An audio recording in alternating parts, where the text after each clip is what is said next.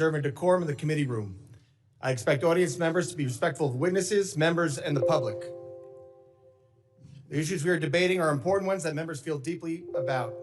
While vigorous disagreement is part of the legislative process, members are reminded that we must adhere to established standards of decorum in debate. It is a violation of House rules and the rules of this committee to engage in personalities regarding other members or to question the motives of a colleague. It is also a clear violation of the rules of the House to make statements that might be personally offensive to the President or the Vice President of the United States. Remarks of that type are not permitted by the rules and are not in keeping with the best traditions of our committee. The chair will enforce these rules of decorum at all times and urge all members to be mindful of their remarks. I now recognize myself for an opening statement. Good morning. Welcome to the Committee on Homeland Security's annual hearing on worldwide threats. Our witnesses today are Homeland Security Secretary Kristi Noem, National Counterterrorism Center Director Joe Kent, and Federal Bureau of Investigation Operations Director Michael Glasheen. I appreciate your willingness to testify and address the threats America faces every day at home and abroad. I want to recognize that this is an annual hearing on the one the committee expects to hold in September 2026, surrounding the 25th anniversary of September 11th terrorist attacks. This year, we made numerous accommodations considering the record-long Democrat shutdown and your busy schedules. But we expect 2026 to include the Homeland Security Secretary, the NCTC Director, and as in the past, the Director of the FBI. The Department of Homeland Security and this committee were created following the attacks on September 11th and bestowed with the responsibility to secure the homeland from threats and keep Americans safe. The work your agencies do each day furthers that mission, and this committee will always be a strong partner in those efforts. I want to commend all three of you. The border is secure, the flow of drugs is slowing, and violent criminals are being taken off the streets. America is once again a symbol of global strength. However, I'm sure you'll agree it is not time to take a break. It is time for action. We cannot succeed in our collective Homeland Security mission without working together, collaborating, and striving for better. The threats we face are persistent and ever-changing. The days of strictly kinetic strikes are over. The battlefield is not the same as it was on the Western Front in 1914, nor Pacific Theater in 1941, and not even the Middle East in 2000s. In 2025, we fight our adversaries in cyberspace, we counter radicalization on the internet and in chat rooms, we resist communist China propaganda, we prepare for newfound biological threats, and we combat the flow of transnational criminals across our borders. This is why this hearing is so important. Congress must hear from the executive. Oversight is not unfair, and asking questions is not unwarranted. We must ensure the people's representatives are informed. In less than 1 year, the Trump administration has delivered historic results in securing our borders and dismantling transnational criminal networks. The commitment to restoring and maintaining a state of law and order has resulted in illegal border crossings falling to their lowest level in decades. Compared to last year, nationwide border encounters have plummeted nearly 80%. This is a testament to the administration's enforcement of law and deterrence of further and uncontrolled illegal immigration. More and more, both nation state and rogue actors are turning to cyberspace to conduct nefarious operations against the United States and its interests. Just a few weeks ago, we saw the first mainly autonomous artificial intelligence conducted cyber attack. The AI threat is no longer something out of faraway science fiction movie. Technology improves every day, and so does our adversaries' understanding of how to use it. We must be prepared. We must work together with our state and local partners, as well as the private sector, to share information to better identify and mitigate attacks. We must remain vigilant in the face of threats posed by Russia, China, and Iran. And we must harden critical infrastructure. The United States is entering an unprecedented period of hosting major international events, including 2026 FIFA World Cup, the 2028 Olympic and Paralympic Games in Los Angeles, and nationwide celebrations marking the nation's 250th anniversary. These mass gatherings will test the nation's ability to secure large crowds, safeguard foreign delegations, and maintain operational continuity amid evolving threats from nation-state adversaries, foreign terrorist groups, transnational criminal organizations, and lone actors. Trump administration is employing a whole-of-government approach to ensure these events are safe and secure. However, host cities and law enforcement shouldn't shoulder significant burdens in planning and resourcing. Persistent challenges include coordination shortfalls, intelligence sharing gaps, and jurisdictional limitations, particularly at ancillary venues such as athlete housing, training facilities, hotels, and fan zones. All of this is on the backdrop of the upcoming 25th anniversary of the horrific terrorist attacks of September 11th that took the lives of thousands across New York, DC, and Pennsylvania. It is why I sought this chairmanship and what guides me every day in this work. We all share the same goal: keep Americans safe, regardless of the threat. I look forward to the witnesses' testimony today, and I hope we can work together to ensure we achieve this common goal. I now recognize the ranking member, the gentleman from Mississippi, Mr. Thompson, for his opening statement. Thank you very much, Mr. Chairman. And before I start, let me welcome Mr. Van Epps to the committee.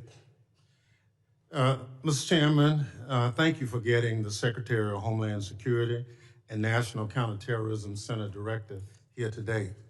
Your predecessor couldn't seem to get that done, and I appreciate your commitment to holding this hearing.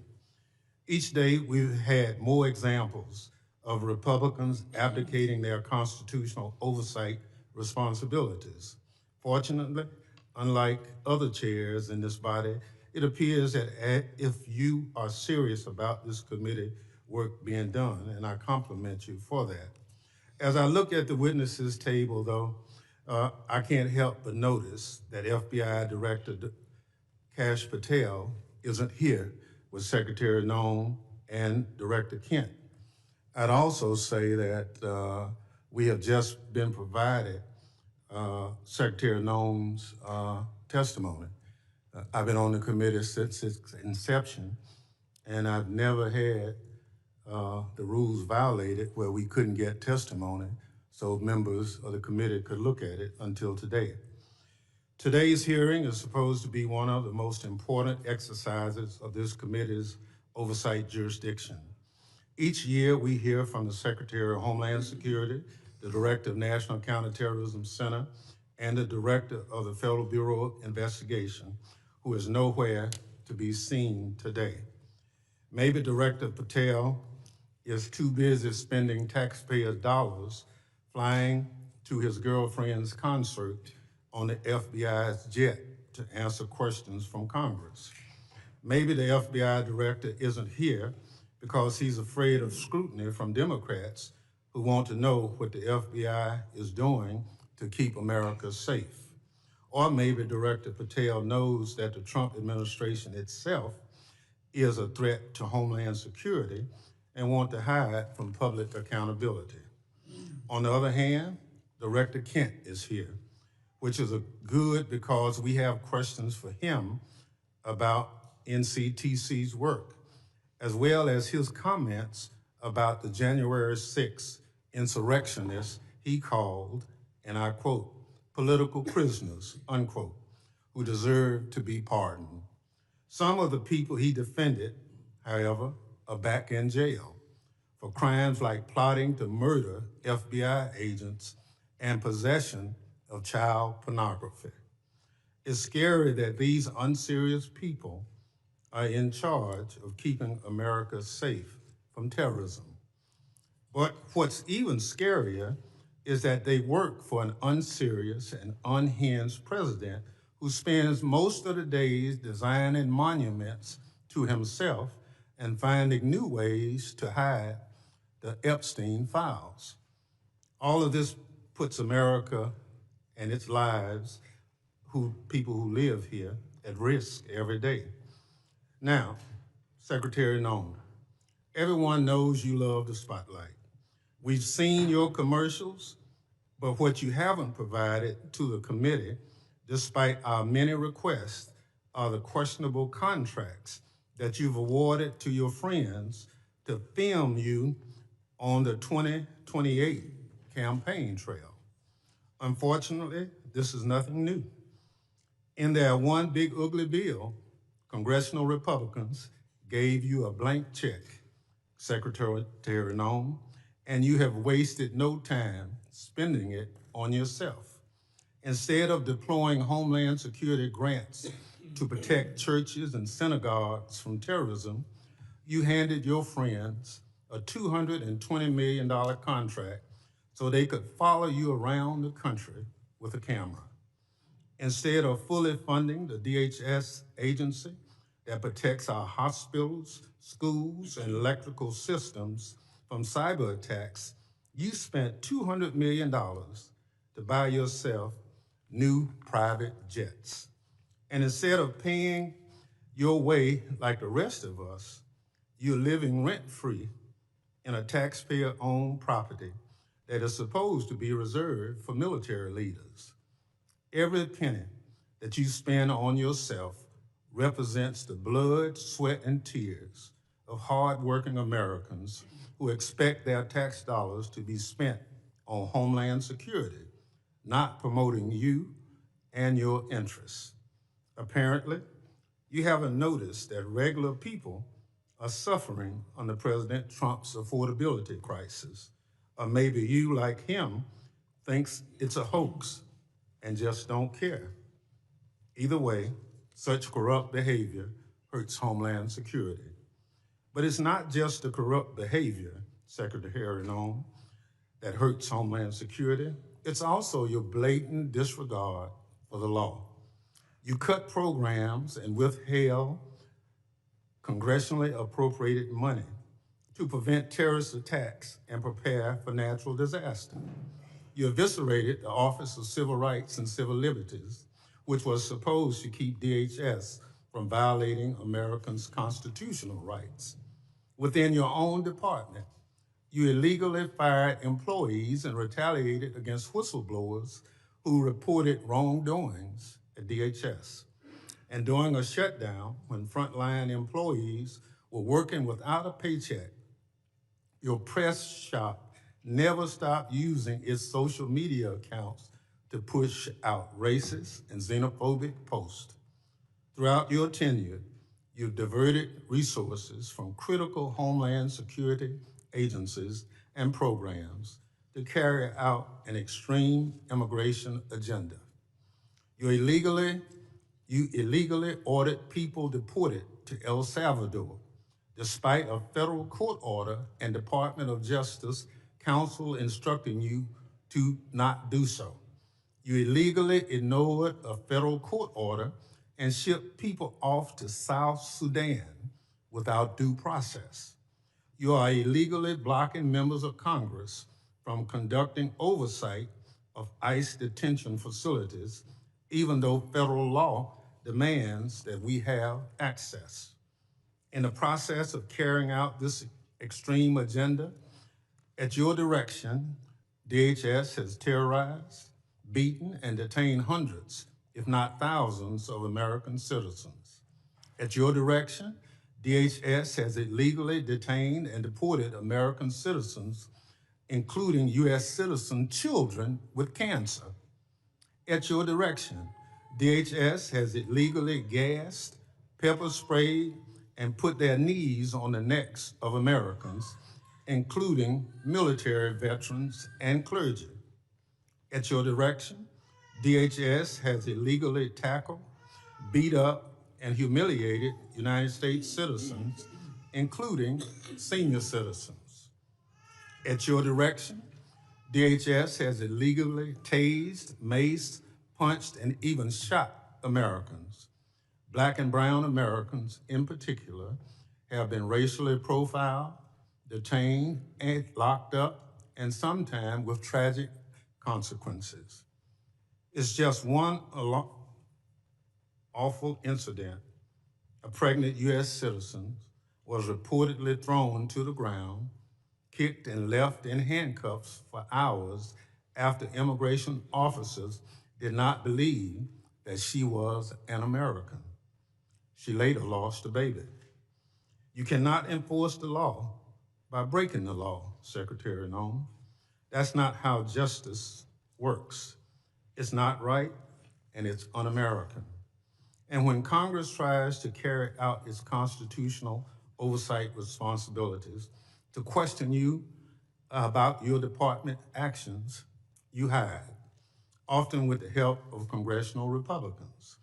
Never in the history of the committee has a Secretary of Homeland Security hidden from congressional oversight like you and your department have, Secretary Noem.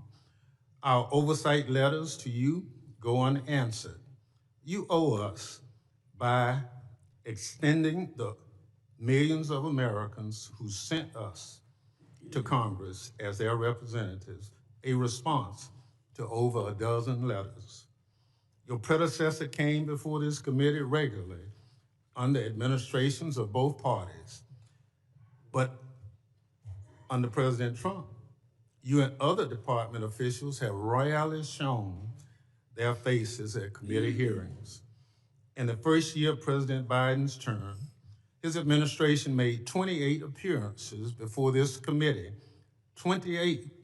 Under President Trump, DHS officials have appeared only 3 hearings before this committee, just 3. You, Secretary Noem, have appeared before this committee just twice. That's fewer appearances than your predecessor, Secretary Alejandro Mayorkas, who Republicans lambasted for not coming before the committee more often. It's interesting how my colleagues on the other side are now. Secretary Noem, I'll give you one thing. You showed up today rather than throwing a civil servant under the bus like Director Patel did. But you have systematically dismantled the Department of Homeland Security, put your own interests above the department, and violated the law. You are making America less safe. So rather than sitting here and wasting your time and ours with more corruption, lies, and lawlessness, I call on you to resign. Do a real service to the country and just resign. That is, if President Trump doesn't fire you first. I yield back. Gentleman yields back. Other members of the committee are reminded that opening statements may be submitted for the record. I'm pleased to have a highly distinguished panel of witnesses before us today. Pursuant to Committee Rule 8C, I ask that the witnesses please rise and raise their right hand. Do you solemnly swear that testimony you will give before the Committee on Homeland Security of the United States House of Representatives will be the truth, the whole truth, and nothing but the truth, so help you God? Thank you. Please be seated. Let the record reflect that the witnesses have all answered in the affirmative. I would like to now formally introduce our witnesses. First is Ms. Kristi Noem. She is the Secretary of the Department of Homeland Security. Secretary Noem previously served as Governor of South Dakota and was a member of this distinguished House. Second is Mr. Joe Kent. He currently serves as Director of National Counterterrorism Center with Office of Director of National Intelligence. Mr. Kent served in the U.S. Army, completing 11 combat tours and a stint with the Central Intelligence Agency. Third is Mr. Michael Glasheen. He's Operations Director for the National Security Branch of the Federal Bureau of Investigation. Mr. Glasheen has served in national security for more than 2 decades, including as Director of FBI's Terrorist Screening Center and Assistant Director to the National Security Branch. Prior to joining the Bureau, Mr. Glasheen served in the U.S. Marine Corps. I thank all the witnesses for being here today. I now recognize Secretary Noem for 5 minutes to summarize her opening statement.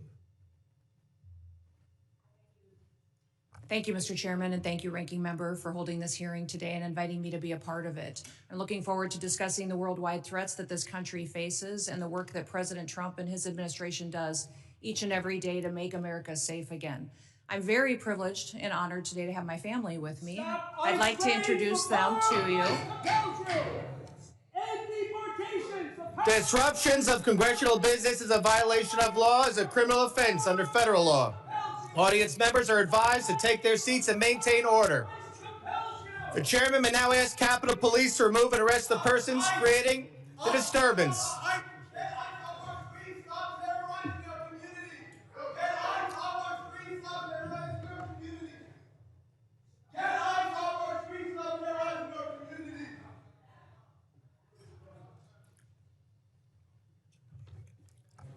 Secretary may continue. Chairman, I'll continue.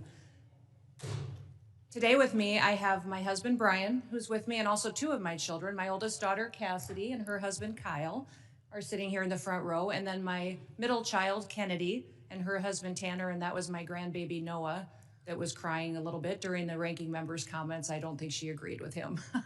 I don't have my son with me or 3 of my grandchildren, but I'm very blessed that I have a wonderful family who is here and loves this country and is grateful for the work that we get to do as a family each and every day. We also have the blessing of having some angel families with us as well. They are here in the audience, and I'm so grateful for them for being willing to come here and be strong. It's hard to lose someone that you dearly love to illegal criminal activity, to people who never should have been in our country to begin with, and to lose those loved ones to drug overdoses that get perpetuated by the terrorist organizations that filter them into our country that President Trump works so hard to stop. So I'm grateful that they're here and that they are telling their story. Under President Biden, he closed the office in the Department of Homeland Security that serviced these families. He closed it because he didn't want them to speak. He didn't want them to have support or services. And President Trump reopened the Voices office so that they can get services, so they can hear about the cases of the individuals who killed their family members, and they can get the kind of help that they need to get through the tragic grief that they've experienced. So I want to thank them for being here and continue to pray for them. I want to thank you for the opportunity to be in front of you today to discuss the wide range of threats that the Department of Homeland Security is working on to protect us from here at home and also around the world. Just 2 weeks ago, the day before Thanksgiving, a terrorist shot 2 of our National Guardsmen in Washington, D.C., killing Sarah Beckstrom dead, and Staff Sergeant Andrew Wolf is still fighting for his life. Fortunately, we've had some really good news about Andrew recently, and he had the opportunity to stand up and is a miracle, and we're so grateful for his family for being so strong. We continue to lift him up and pray he has a full recovery. The terrorist who shot them was an Afghan national who entered the United States under Operation Allies Welcome.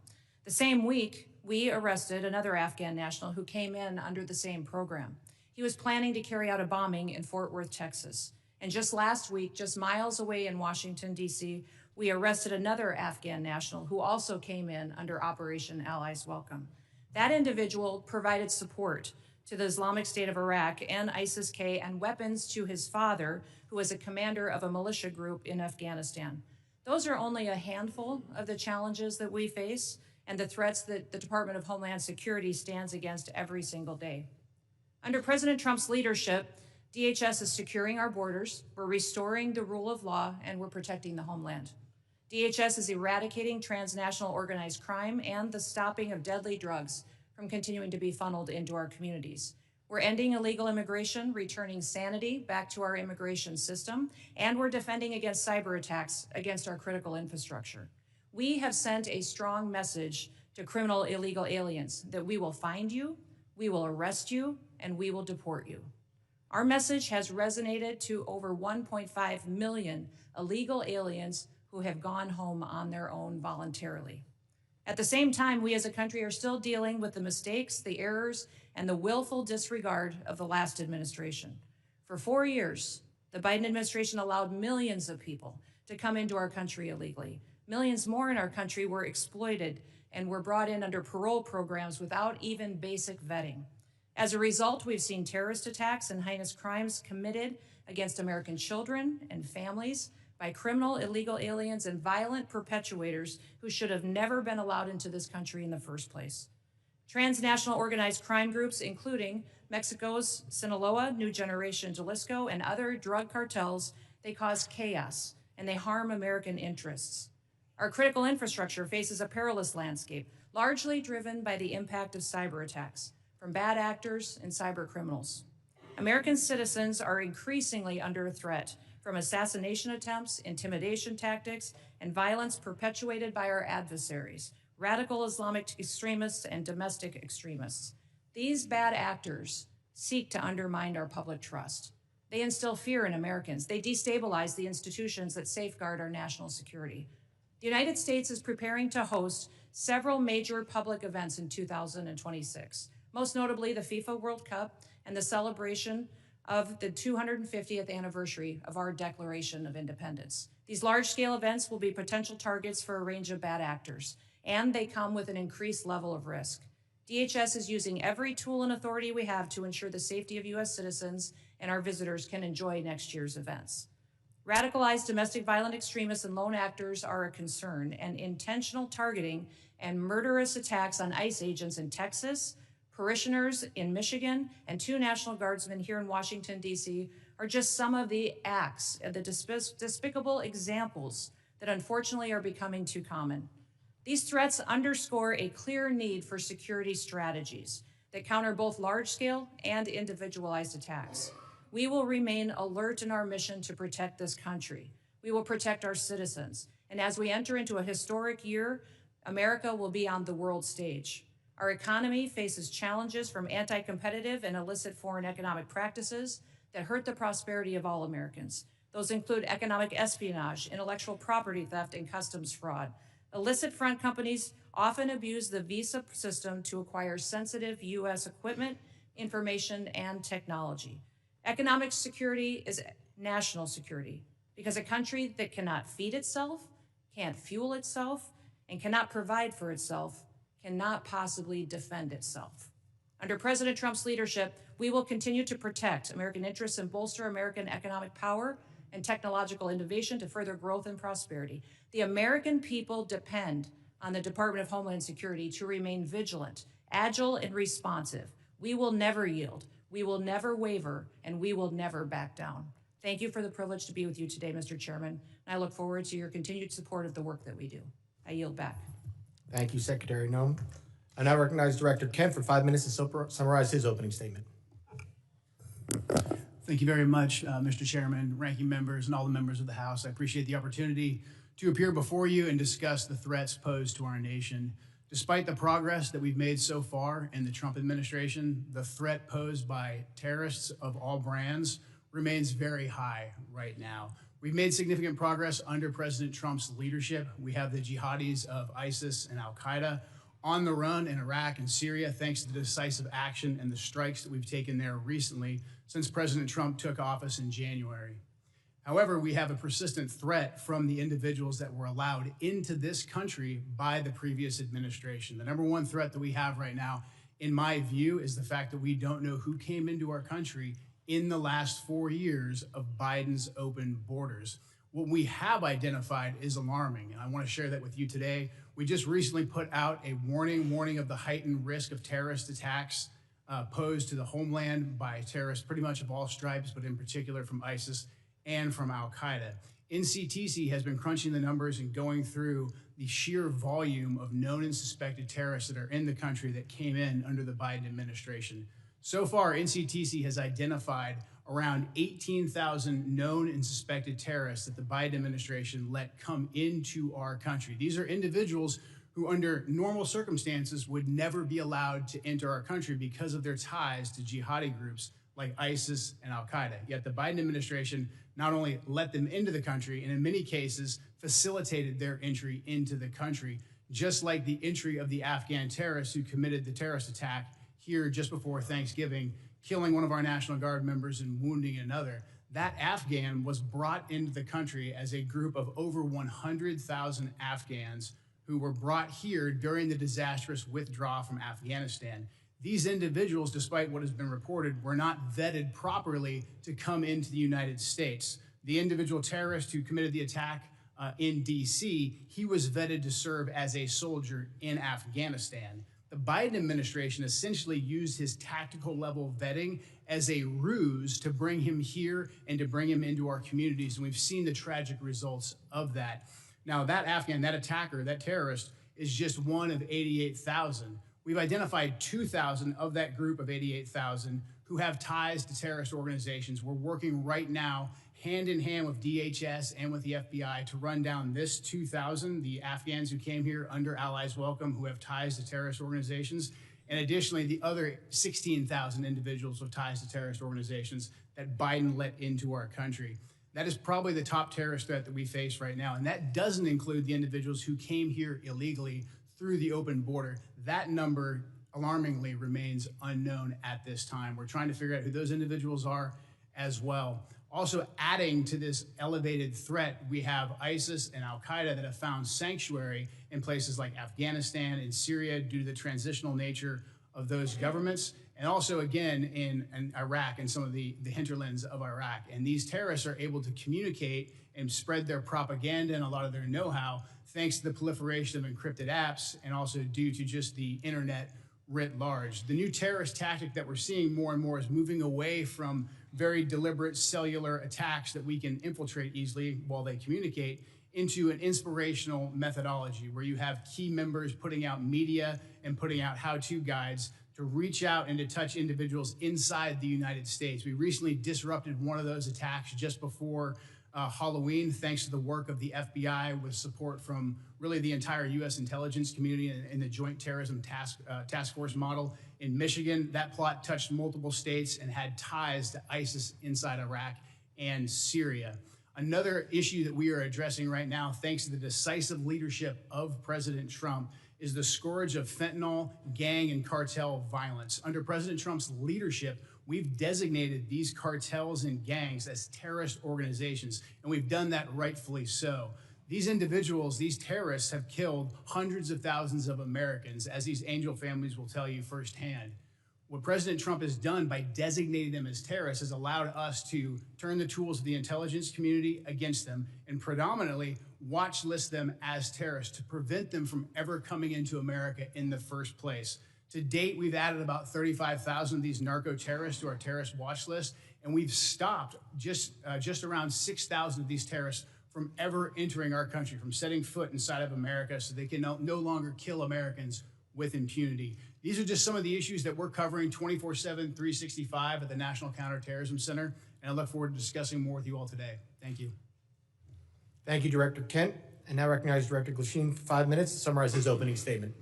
Good morning, Chairman Garbarino, Ranking Member Thompson, and members of the committee. I'm Operations Director Michael Glasheen. I oversee the FBI's National Security Divisions. I am honored to be here with you, representing the people of the United States, the FBI, who tackle the complex and grave threats we face with perseverance, professionalism, and integrity. Our nation faces serious and evolving threats ranging from international terrorists to hostile foreign intelligence operatives, from sophisticated cyber attacks to internet-facilitated sexual exploitation of children, from violent gangs and criminal organizations to public corruption and corporate fraud. Keeping pace with these threats is a significant challenge. Our adversaries take advantage of the internet, social media, and emerging technologies like artificial intelligence to influence the American people, facilitate illegal activities, and recruit followers. Even as 2026 marks the 25th anniversary of the 9/11 attacks, terrorism remains a persistent but evolving threat. Over the past several years, the FBI has identified a particularly concerning uptick in radicalization of young people. Radicalization of domestic terrorists most often occurs online. Social media and encryption have increased the speed and accessibility of the violent extremist content. International terrorists continue to pose one of the greatest, most immediate threats to the homeland. Some international terrorists and people located and radicalized to violence primarily inside the United States who are not receiving individualized direction from foreign terrorist organizations or FTOs, but are inspired to commit violence by FTOs such as ISIS and al-Qaeda. Iran continues to plot attacks against former government officials in retaliation for the January 2020 death of Islamic Revolutionary Guard Corps, or IRGC, Commander Qasem Soleimani. Iran also continues to provide support to its proxies and terrorist organizations throughout the world, such as Lebanese Hezbollah. China, Russia, Iran, North Korea, and criminal ransomware continue to be the top cyber threats facing the United States. And there's no clear line where cyber criminal activity ends and nation-state activity begins. Critical infrastructure remains a highly attractive target for cyber criminals and nation-state actors due to the potential to cause widespread disruption, financial damage, and risk to our national security. The United States faces foreign intelligence threats as nations such as the People's Republic of China, Russia, and Iran become more aggressive and capable than ever. The PRC has deliberately created an environment that abuses global interconnectedness and encourages intellectual property acquisition using human intelligence officers, corrupt corporate insiders, foreign direct investment, and cyber intrusions.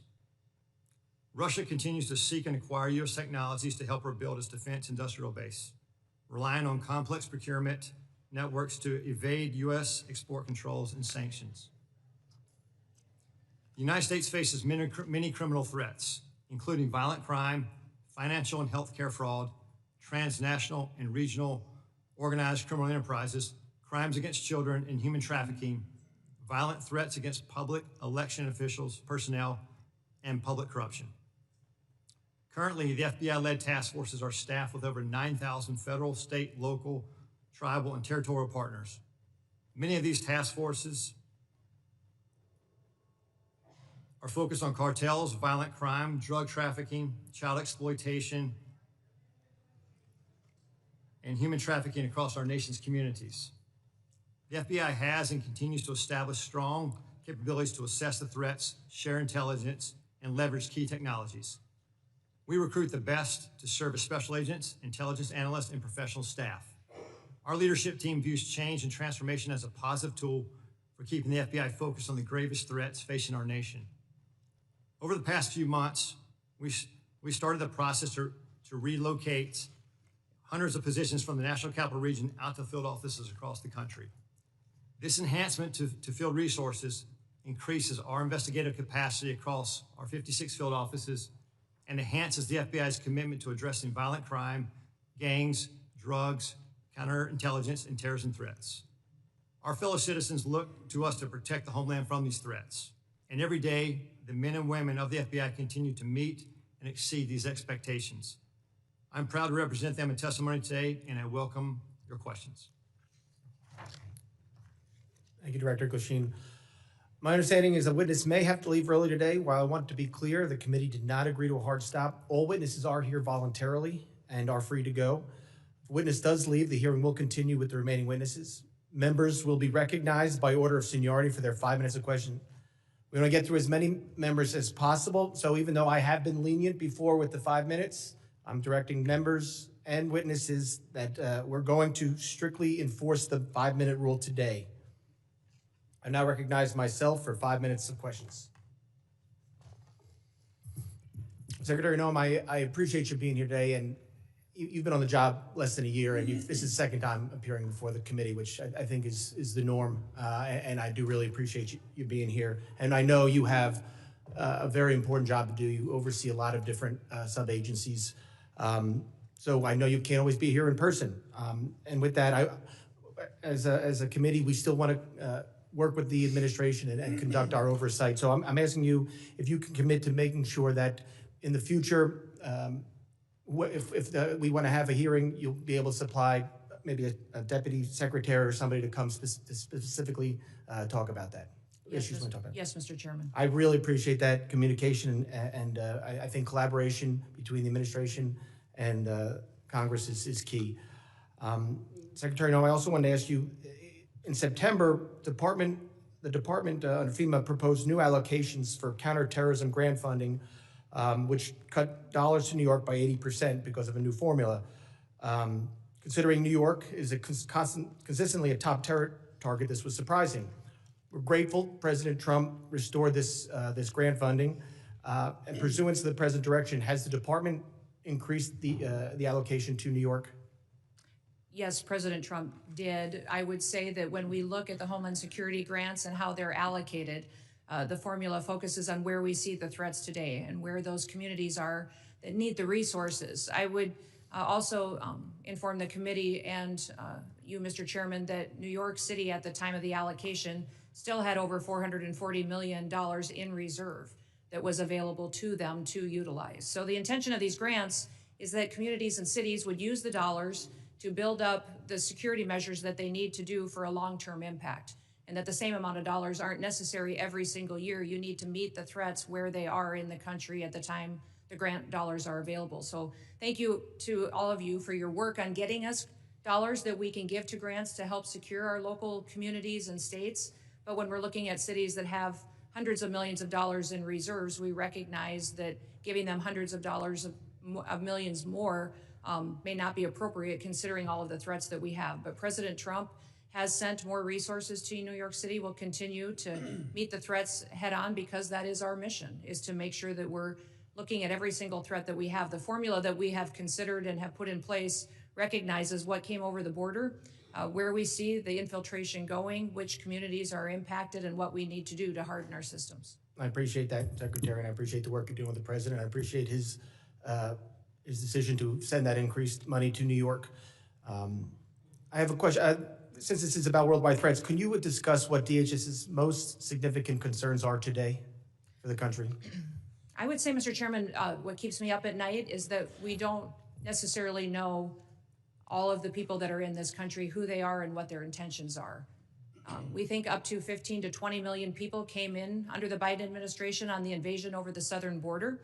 They were not vetted. They were allowed to pour in. Our parole programs, our asylum programs, our visa programs were all exploited, and the integrity was demolished under Joe Biden and the leadership of the Department of Homeland Security. And frankly, the entire department was neglected. In fact, I believe the Secretary was told at times not to do certain things by the Biden administration to facilitate this invasion. So what keeps me up at night is the individuals that are in this country that wish to do us harm. And that is why we are so aggressive at making sure that we're going out and doing investigative work, finding those violent criminals, finding those people who shouldn't be in this country to begin with, and those that want to go after and to harm our American citizens. Thank you, Secretary. Director Glasheen, as you heard and as you've said, during the next few years, the United States will host more major events than ever before. This brings up obvious security concerns, including counter drones, which we just passed into authorities in the NDA yesterday. How is the FBI preparing for counter drone threats during mass gathering events? Chairman, thank you for that question. Counter UAS, the passage of the legislation yesterday is a game changer for us. How we're preparing for that going forward, we just stood up a counter UAS school down in Huntsville, Alabama, where we will train federal officials, state locals, as well to assist with that preparation and implementation of using counter UAS technology. Prior to this passage, it was only the FBI and or DHS that could provide that assistance. Now that this passage of authority, it will allow us to have a greater handling of the threat to a mass event. Thank you very much. I yield back. I now recognize the ranking member for 5 minutes of questions. Thank you very much, Mr. Chairman. Mr. Glasheen, will you tell me the organizations that pose on the domestic side, two of the organizations, number one, number two, threat to the homeland at this point? Can you please clarify, like organizations? Any domestic terrorist organization that poses a threat to the homeland as we speak? I'd say the first one, President Trump had just announced executive order domestic terrorist organization, Antifa. That's our primary concern right now.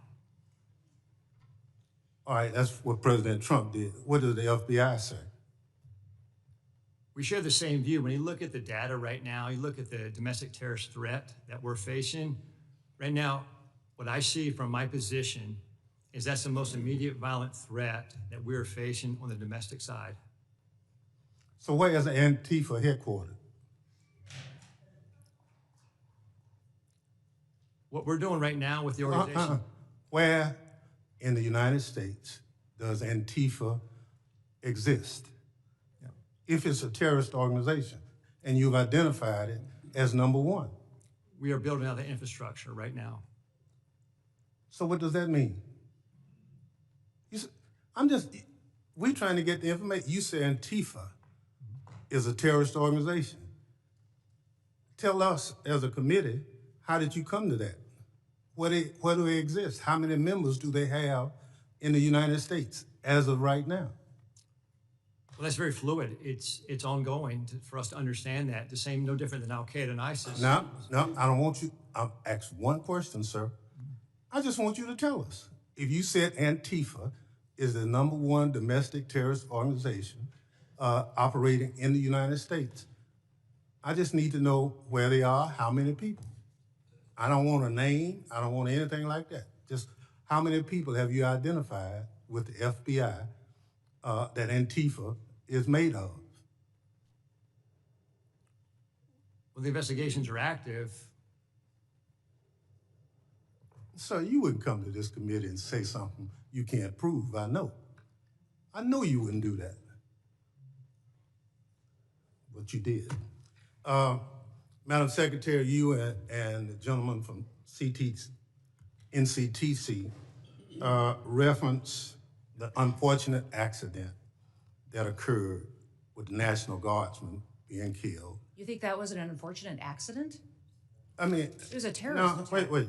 Look, I'll get it straight. Then you can He shot our respond. National Guardsman in the head. Look, Mr. Chairman, will you direct the witness to allow me to ask my question? It was an unfortunate situation, but you blamed it solely on Joe Biden. I want you to know who approved the asylum application for this same person. Mr. Thompson, this individual that came into the country. No, I want to know who approved. Congressman Thompson, I want you to understand. No. When this individual came into the country, he came under I'm not going to let you. evacuation of Afghanistan under Operation Allies Welcome, was thoroughly vetted by the Biden administration at that point in time, allowed into our country, and then was never followed up. I want to remind everybody in Congress. Reclaim my time. We follow the law, and every asylum is supposed to have a check-in every single year, and the Biden administration failed to do that. They vetted this individual, allowed them into our country, and did not do due diligence. Witness will allow the gentleman to ask his question. Yes or no? Who approved the asylum claim? The application on the asylum was thoroughly filled out by information that was gathered by the Biden administration. So the His Biden asylum- administration approved the asylum. The asylum application was put into place under the rules established by the Biden administration. Reclaiming my time. I don't want to file perjury charges against you, but I'm of the opinion that the Trump administration, DHS, your DHS, approved the asylum application. The asylum application moved forward under all of the information and vetting processes that were put in place under the Biden administration, which is when vetting happened. And that's what President Trump has changed. Under President Trump's administration. Reclaim my time again. When It's obvious you don't want to answer the question. Mr. Kent, you want a shot at it?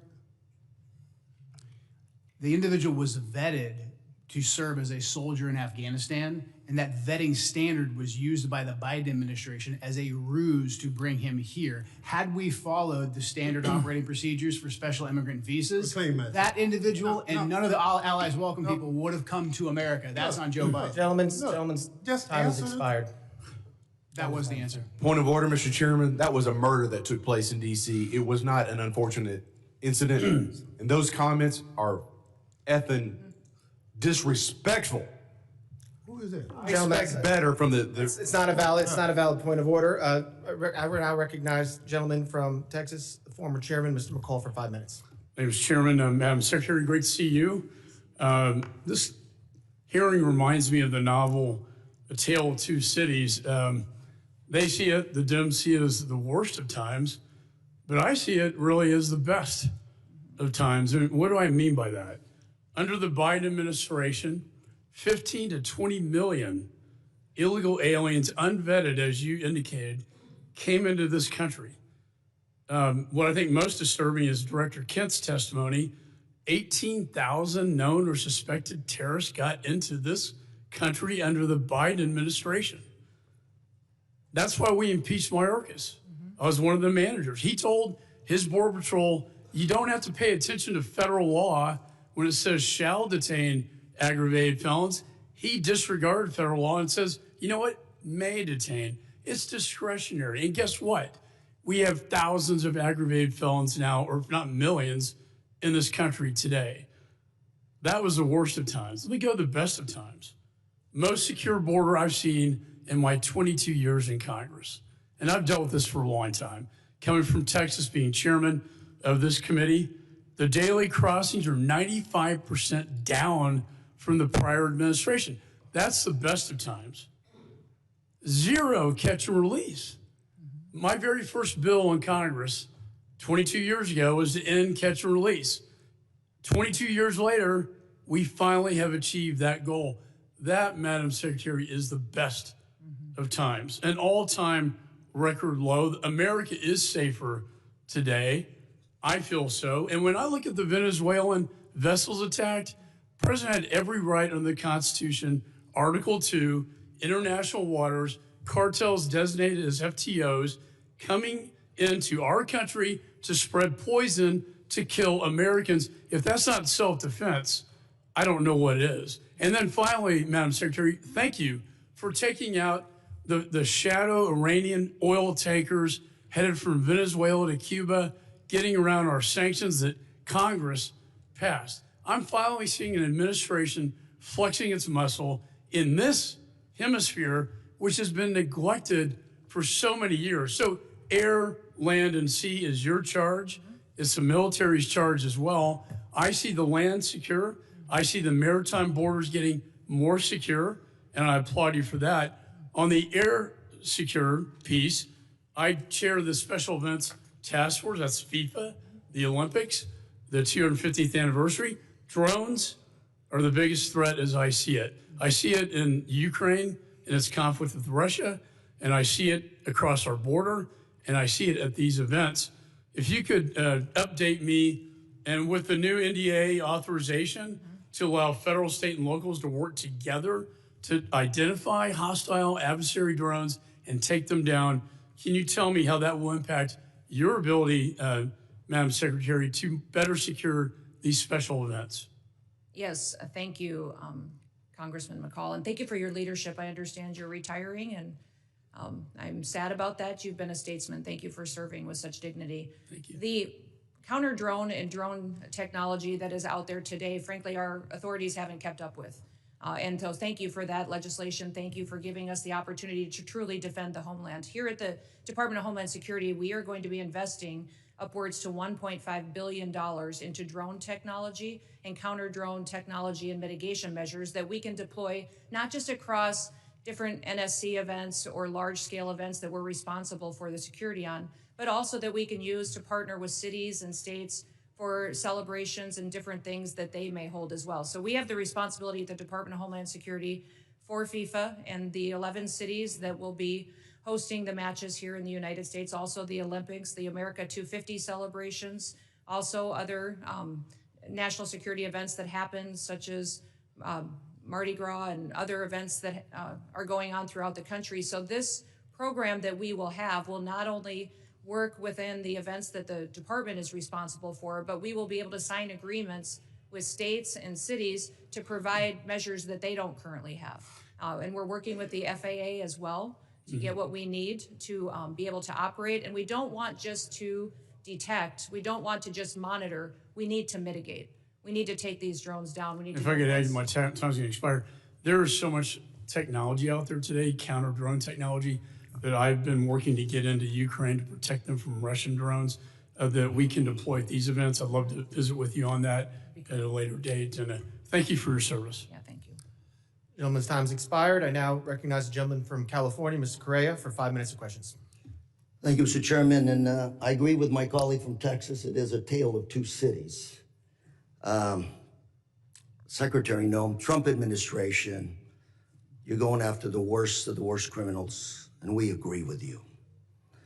The problem is 70% of the people you've arrested have no criminal record. You're going after non-criminal immigrants, U.S. citizens, and permanent legal residents. Donna Hughes Brown, Irish citizen, green card holder, 48 years in the United States. She also happens to be the mother of a U.S. Marine, sister to a retired Army colonel. She's in ICE detention since July. She tried to come back from Ireland, arrested, has been there since then. Her crime? She wrote 2 bad checks for less than $80 a decade ago. You arrested her, she's in custody. Her husband, Jim Brown, came to us and told us her story. Jim told us, I voted for President Trump because he promised to go after criminals in our community and not people like my wife. If I can, I'd like to play a video for you.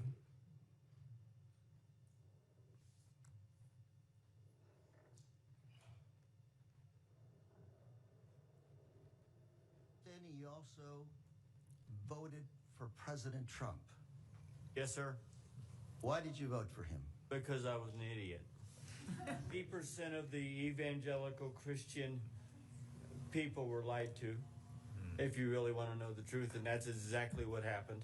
They said criminal, and I believe criminals need to be off the street. I just want to make sure people watching this understand who you are.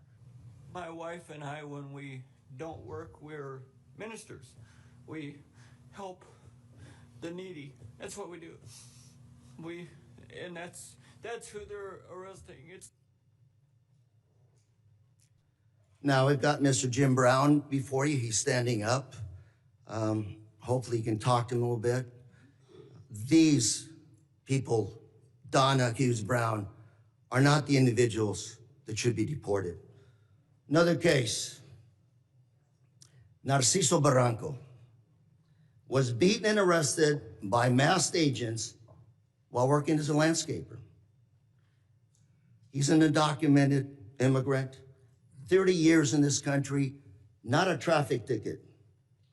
Mr. Barranco is also the father of 3 U.S. Marines.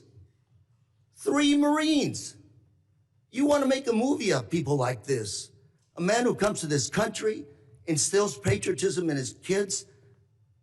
They swear an oath to serve and possibly give up their life for this country. We'll play a video on this as well, please.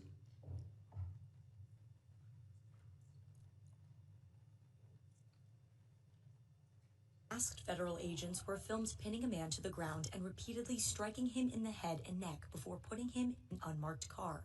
The man in the video has been identified as Narciso Barranco and is the father of 2 active duty Marines and 1 Marine veteran.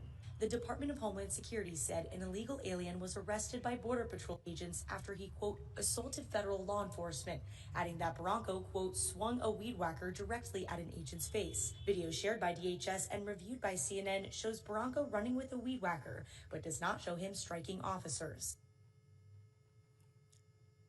I also have with us today Alex Barranco behind you, a retired Marine.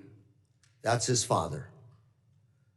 And Alex, on behalf of myself, members here, I want to thank you for your service to our country, and we also thank your brothers for serving our great country. Thank you very much. Got another case, George Rete, 25-year-old, native of California, my home state. He's a U.S. citizen, Army veteran who served in Iraq. Well, on his way to work, he came to an immigration checkpoint. Pulled over. I don't know where officers deployed tear gas on him, broke his car window, pepper sprayed him, and dragged him out of his car. An American citizen held for 72 hours without any charges, wasn't even given the opportunity to shower, to wash off that paper spray. Gentleman's time's expired. I now recognize the gentleman from Mississippi, Mr. Guest. Mr. Chairman, I have 2 articles I'd like to present for the record. Unanimous consent. Under President Trump, an agency intended to keep Americans safe has diverted resources from child abuse, trafficking, and terrorism to immigration enforcement. Second is this letter from my Orange County Sheriff, Don Barnes, essentially talking about all the individuals under Prop 50 referred to ICE. 2025 year to date, 50 of them. Without objection. ICE never showed up to pick them up. Without objection. Chairman? I will Mr. Chairman? entertain, Chairman? I will entertain UCs at the end of the hearing. I want to entertain all UC motions at the end of the hearing. We have witnesses. I want to make sure everybody has time. So if we do this now, we do have a witness has to leave. You're just going to be taking time from other members, but I will entertain UC motions at the end of this hearing. I now recognize the gentleman from Mississippi, Mr. Guest, for 5 minutes. Thank you, Mr. Chairman. Madam Secretary, it's great to see you again. Thanks for appearing before us again. I want to echo some of the remarks of Mr. McCall. I want to first thank you. I want to thank the men and women who serve under your command for the incredible job that you have done over the last 12 months. we have seen that you are active in enforcing the rule of law. We have seen a border that is as secure in our lifetime as we have ever seen. You mentioned in your opening statement over the last 4 years, we saw somewhere between 15 to 20 million illegal immigrants enter the country.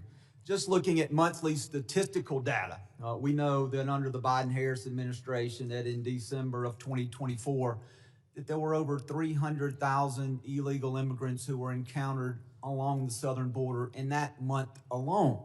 Recent statistics by the Department of Homeland Security for October, the most recent statistics we have, show that the number of border encounters for October of this year under your leadership have dropped to 11,000, a decrease of over 95%. And so I want to thank you for that. I want to thank you for the work that your men and women have done to protect our borders from illegal narcotics entering the country. We saw a press release the Coast Guard sent out this week regarding Operation Pacific Viper. And they mentioned a specific seizure that occurred on December the 2nd by the Coast Guard cutter Monroe, in which in a single incident of interdiction that the Coast Guard had the largest maritime interdiction seizure in almost 20 years, seizing 20,000 pounds of cocaine in an individual seizure. So I thank you for your aggressive actions in enforcing the law and for the incredible work that you and the men and women under your command are doing. I want to talk about, as we talk about threats, I want to talk about threats against law enforcement. Last week, this committee, we had a hearing. The hearing was entitled When Badges Become Targets. And during that hearing, we talked about the threats to law enforcement, specifically federal law enforcement. And even specifically within federal law enforcement, the threats toward ICE agents, the threats toward you and other members of leadership within DHS. We know that those threats and those incidents of physical attack have escalated dramatically, in some cases over 1,000%. And part of the driving force, I believe, behind those threats is what I refer to as rhetoric against law enforcement. And I brought this up last week, and I want to bring this up again with you and give you a chance to briefly address this. These are just roughly 10 of the statements that I was able to easily find online by elected officials, governors, mayors, in many cases members of Congress, where they were spewing what I believe to be very harmful statements toward law enforcement. Governor Pritzker claimed that ICE is grabbing people off the street and disappearing them, that our country is becoming Nazi Germany. Representative Crockett compared ICE to slave patrols. Representative Garcia referred to ICE as thugs. Representative Ramirez attacked ICE as a terror force, later a terrorist organization, and then later in the hearing said, let me be clear, the Department of Homeland Security, you can quote me on that, is the single biggest threat to public safety right now. Representative Tlaib said ICE is terrorizing our community, turning our country into a fascist police state. Representative Jayapal called ICE agents deranged and said it's inspiring to obstruct immigration enforcement. Governor Walz smeared ICE agents as modern-day Gestapo. Chicago Mayor Johnson accused ICE of being secret police and terrorizing our community. Representative Lynch referred to ICE agents as the Gestapo and nondescript thugs. And Representative Frost compared ICE operations to some of the worst horrors and crimes against humanity in history. And so, Secretary Noem, I'd like to give you a few moments to, one, address these statements and to speak to how these statements place the safety of our men and women of law enforcement at risk. Thank you, Congressman Guest. I appreciate you giving me the chance to talk about this because I think the words that these elected officials have used to describe our law enforcement officers are horrific, shocking, and unacceptable. Every single American citizen should find the words that they have used to describe these men and women that took an oath to keep us safe unacceptable and needs to be pointed out that we are seeing the consequences of those words every single day by the violent attacks. 1,000% increase in violent attacks, 8,000% in death threats. Gentleman's time expired. I now recognize the gentleman from Michigan, Mr. Tanadar, for 5 minutes of question. Please remember to stick to the 5 minutes. Thank you, Chairman Garbarino and Ranking Member Thompson for having this hearing today. I know the American people have been demanding answers from this administration on their unlawful actions, so I hope we are able to get some useful answers from our witnesses today. Secretary Noem, this past May, I asked you during a congressional hearing if it was the policy of DHS to follow orders issued by federal courts. You said on the record, and I'm quoting here, "We are following all federal orders." End of my quote, end of your quote. Secretary Noem, you lied to me under oath that day. You lied to the American people, and you have betrayed the trust placed upon you in your role as Secretary of Homeland Security. You defied federal court orders when you refused to order the deportation flights to El Salvador in March to turn around. Federal courts have also found your department to have violated federal injunctions in your continue to send non-citizens on deportation flights, with some courts having called your orders unlawful. Secretary Noem, I just have 3 questions for you. 1, why did you lie under oath by saying DHS was following all federal court orders when they clearly were not? Congressman. Question 2, let me finish my questions. Question 2, why did you mislead the American people when you said that no American citizens have been arrested or detained by federal immigration agents? And my last question, number 3, Donald Trump said that your ICE agents haven't gone far enough. Do you think terrorizing American citizens and assaulting peaceful protesters isn't far enough? Congressman, the Department of Homeland Security and this administration complies with all federal court orders. We always have and we always will. Not true. And we will continue to appeal. And sir, I will even tell you that at the highest court, at the Supreme Court, the Department of Homeland Security in our litigation has an over 90% success rate in winning at the highest court in our battle against activist judges across this country. Madam Secretary, we will continue to appeal. And then when it gets to the highest court and we get a decision, it is proven that we are right, that we have been compliant.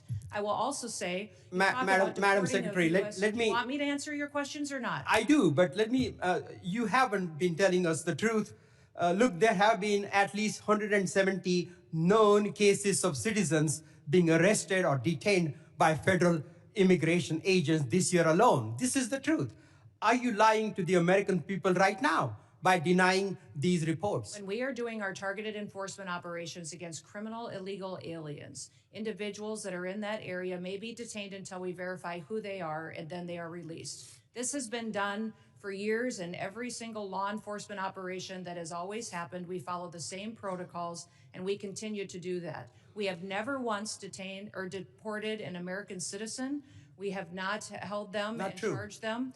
When we find out and verify their identity, then that is when they are released. You also asked about ICE agents going far enough. Sir, I will tell you that every single ICE agent, CBP agent, federal law enforcement officer that's out there doing their work every day, none of them will rest until our communities are safe. None of them will rest until Secretary Noem, it is a fact that you ignored federal orders. And our children and our grandchildren can grow up. Let me reclaim my time here, please. Let me reclaim. Secretary Noem, it is a fact that you ignored federal court orders in March and in May of this year. Do you plan on ignoring more federal orders? I'm sick of your lies. And the American people demand the truth. Because you keep saying it doesn't make it true. I am sick of your lies. The American people are sick of these lies. American people demand truth. America is very happy that finally they have a president in the White House that gets up every day to keep them safe. Madam Secretary, your incompetence and your inability to truthfully carry out your duties of Secretary of Homeland Security, if you're not fired, will you resign? Sir, I will consider your asking me to resign as an endorsement of my work. Thank you very much. I yield back my time. Gentleman yields back his time. I'll remind members that they are entitled to ask questions during their time. Witnesses are entitled to answer those questions. Members are entitled to reclaim their time. So let's If we're going to have questions and answers, please allow it. You can reclaim your time if you want, but witnesses are here voluntarily. Please at least give them a chance to answer the questions that you're asking. I now recognize the gentleman from Texas, Mr. Pfluger, for 5 minutes of questions. Thank you, Mr. Chairman, and it's unfortunate that our colleagues on the other side of the aisle for 5 straight years now have no concern for anything worldwide threats-wise, and I have proven that. We're supposed to be talking about worldwide threats, but unfortunately we're talking about homeland threats in our homeland. And Director, can you just reaffirm the number for us of people that match the terror watch list that are in our country? There's 18,000 known and suspected terrorists in the country right now that came in under Joe Biden's watch. 18,000. 18,000. It's unbelievable. It's unbelievable. And that's just what we know of, Congressman. Secretary, despite even members on this committee that have called our law enforcement and ICE and DHS and Border Patrol and other agents names and slandered them, I support you, and I support what you're doing to secure the homeland. The Working Families Tax Act allocated $13.5 billion to the Department of Homeland Security and the Department of Justice to reimburse states for the cost of the Biden-Harris administration's open border policies. No state suffered more than Texas. Fentanyl, drug and human trafficking, violent crime, stress on local emergency response services caused substantial damage to my district, to our state, to my constituents, to people that live and work in Texas. And in response, our state launched Operation Lone Star to secure the border when the Biden administration abdicated their responsibility to do that. We built miles of border wall, we had other barriers, we deployed state troopers, National Guard to deter the invasion that we suffered during this time period, which cost our state over $11 billion. And so as part of this Working Families Tax Act, we allocated $13.5 billion to reimburse those states. Last month, along with our senators, I led the Republican Texas delegation in sending a letter to you and Attorney General Bondi highlighting this and requesting that the state of Texas be fully reimbursed. And I wanted to get a status on that reimbursement today. Yes, thank you. And we still to this day remain incredibly grateful to the state of Texas for their leadership during that time. That was challenging times, devastating times for what we saw happening down there. And Texas stepped up in a way that was absolutely incredible. So yes, those dollars are being formulated and allocated. If you remember, many states deployed their National Guard down there. I was governor of South Dakota at that time, and my National Guard was deployed down there as well. So reconciling the costs for every single state and looking at that allocation, we're making sure we're doing due diligence to make sure that it's appropriated correctly. And just to be clear, I want to make sure that that money does come in the form of the reimbursement to Texas. That's what we're working with the White House on doing, sir. Okay. Yeah. When it comes to what Director Kent talked about, these 18,000 people, can you give us an idea of who these people are, what type of threat they pose to us? We saw it wasn't some accident. This was an assassination and a murder. It was not an accident, despite my colleagues saying that it was an accident. It was a murder and an assassination of a National Guard hero. So what other types of threats are you tracking and preventing from happening? Yeah, I would say, sir, that we face the terrorists that we've faced for years in ISIS, al-Qaeda, Hamas, individuals that are here that are radicalized, but also we face the cartels as they've infiltrated our country under the last administration, their proliferation of human trafficking, drugs, and violence, going after Tren de Aragua as well, MS-13. Those individuals are still a very real, clear danger every day on the streets, and we encounter them, arrest them, and deport them and bring them to justice each and every day. Beyond that, sir, you even have gangs in cities that are localized that are terrorist organizations. The Latin Kings in Chicago are absolutely terrorists to their communities, and we work every day to make sure that we're protecting those communities. So I could not prioritize one over another because they're all killers. They're all killers, and they all are destroying families each and every day. For both you and Director Kent, do terrorist organizations around the world, such as ISIS, al-Qaeda, and others, still have an intent to attack America, to attack our homeland, to utilize every method? Absolutely. Our intelligence and our information that we deal with every single day is addressing those threats on our streets here in the United States. Director Kent, can you give us an idea of what those tactics, techniques, and procedures could be that we need to stay alert of? Honestly, the attacks of October 7th, the decentralized and just barbaric nature of that is the new terrorist playbook. They're not looking necessarily for a spectacular attack like we had on 9/11, but targets of opportunity like we tragically saw with the terrorist attack in Washington, D.C., these smaller cells or even individual operatives taking action. That's what has us very concerned, combined with just the sheer volume. My time has expired. Secretary, thank you for your commitment to reimburse taxes. I yield back. Gentleman's time's expired. I now recognize the gentleman from Rhode Island, Mr. Magaziner, for 5 minutes of questions. Madam Secretary, how many United States military veterans have you deported? Sir, we have not deported U.S. citizens or military veterans. I don't believe you served in the military. I haven't either, but I think you and I can agree that as Americans, we owe everything to those who have served our country in uniform, particularly those who have served in combat. Do you agree with that? Sir, I believe that people that are in this United States that are citizens have legal status here. Madam Secretary, we are joined on Zoom by a gentleman named Se-Jun Park. He is a United States Army combat veteran who was shot twice while serving our country in Panama in 1989. Like many veterans, he struggled with PTSD and substance abuse after his service. He was arrested in the 1990s for some minor drug offenses, nothing serious. He never hurt anyone besides himself, and he's been clean and sober for 14 years. He is a combat veteran, a Purple Heart recipient. He has sacrificed more for this country than most people ever have.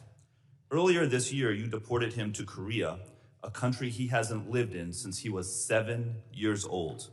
Will you join me in thanking Mr. Park for his service to our country? Sir, I'm grateful for every single person that has served our country and follows our laws. Can you please tell knows Mr. that our Park laws why are you important deported and him? Every one of them needs to be enforced. But you understand that many veterans struggle with PTSD, many veterans struggle with substance abuse challenges. This man took 2 bullets for our country. Will you have broad authority, by the way, as Secretary, to issue humanitarian parole, to do deferred action. Will you commit to at least looking at Mr. Park's case to see if you can help him find a pathway back to this country that he sacrificed so much for? I will absolutely look at his case, but I want you Thank to you. remember that Madam our Secretary, the programs man need to have behind you, integrity as please well. stand up, sir. His name is Jim Brown from Troy, Missouri. He is a Navy combat veteran who served our country in the Gulf War. He's married to a woman named Donna, who came to our country legally from Ireland when she was 11 years old. She has lived here for 48 years. Because of you, Jim's wife, Donna, has been in prison for the last 4 months.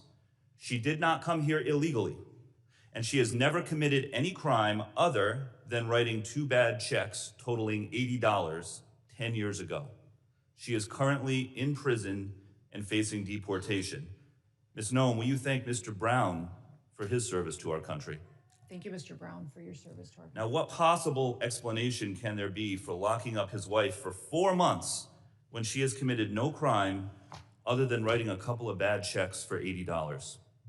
Sir, it is not my prerogative, my latitude, or my job to pick and choose which laws in this country get enforced. You have and broad which ones discretion don't. as the secretary. We need to follow You can issue the law parole. You and can do all enforce kinds of the things, laws. but you're choosing not to. Will you commit again to just reviewing Donna's case and reuniting this combat veteran with his beloved wife, who also loves this country? I will review the case.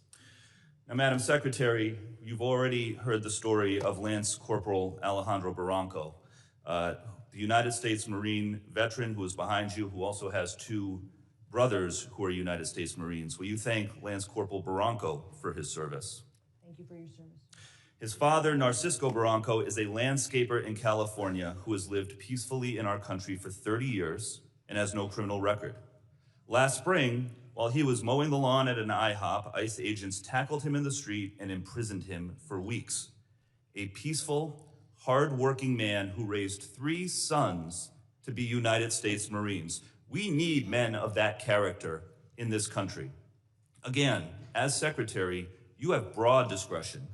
Will you consider Lance Corporal Barranco's father for parole in place to stay in our country, owing to the fact that he has contributed to our country by raising 3 United States Marines? This is an opportunity to remind everybody that every person that's in this country illegally has an opportunity to voluntarily go home and come back the right way. He raised 3 United States we will Marines. Facilitate that. He has been living here peacefully, doing his job for 30 years. You have discretion. You are choosing not to use it. Madam Secretary, you promised America that you would go after the worst of the worst. But these people are not the worst of the worst. A Purple Heart recipient, a military spouse, the father of 3 Marines. And it's not just veterans and military families. You are locking up and deporting children with cancer, mothers with babies in the NICU, United States citizens. There are many problems with your leadership, but the biggest problem is this. You don't seem to know how to tell the difference between the good guys and the bad guys. Go after the bad guys. Go after the terrorists. Do not go after veterans, Marines, children, Gentleman's United time's States expired. citizens. I yield back. Time's expired. I now recognize the gentlelady from Georgia, Ms. Green, for 5 minutes of questions. Thank you. The previously Democrat-controlled administration allowed over 13 million border crossers from over 170 countries and territories to break our laws, invade our country, rape our women and children, and murder our own people. They set all-time records for the highest number of illegal aliens ever encountered in a single day at 14,500, in a single month at 370,000, and in a single year at 3 million, not including the known gotaways. Thanks to Secretary Noem and the hard work of Tom Homan and all the brave men and women at DHS, our new Republican-controlled admin has produced the safest and most secure border our country has ever seen. Thank you very much for that. For the 7th consecutive month, U.S. Border Patrol released 0 illegal aliens into the United States. Daily average apprehensions at the southern border are 95% lower than the daily average under the last administration. 10 months under Trump has seen less apprehensions than 1 month under Biden. Since January 21 through the end of November, there have been 117,105 total enforcement encounters along the southwest border, which is nearly 40% less than the monthly average during the Biden administration. Meanwhile, there has been an 8,000 increase in death threats against ICE law enforcement. Secretary Noem, back in July, the department put out a press release titled Worst of the Worst. Criminal proceedings begin in a case of transgender illegal alien accused of rape, child rape, not just rape, child rape of a 14-year-old boy in a sanctuary New York City bathroom. I wanted to highlight this case because it encapsulates so many different violent policies of Democrats. This is an increase in trans violence with their embrace of gender ideology, an egregious catch and release policy implemented under the last 4 years, and sanctuary cities that harbor criminal illegal alien monsters that have raped and murdered many Americans.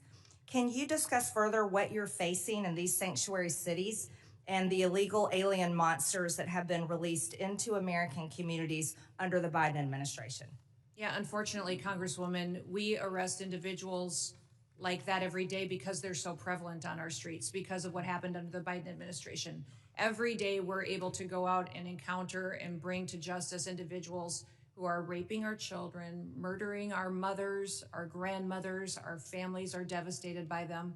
And I'm shocked at the Democrats' constant defense of these individual criminals over the American citizen that is out there just trying to live their lives, put food on the table, and live the American dream. And what we do at the Department of Homeland Security by making sure that we're out enforcing the law every day is making sure that those families get a chance to do that. So I'm so grateful for them. The 8,000% increase in death threats is real. These ICE agents and CBP officers that are out on our streets doing God's work live in these communities. They live there. These are their families and their neighbors that they're protecting, and they get up every day and do that job because they believe in their mission. They take an oath, and they are honorable men and women who are serving with greatness during a challenging time when activists and radicals attack them and put their lives in danger. I think it's shameful to see the defense of individuals who break our laws.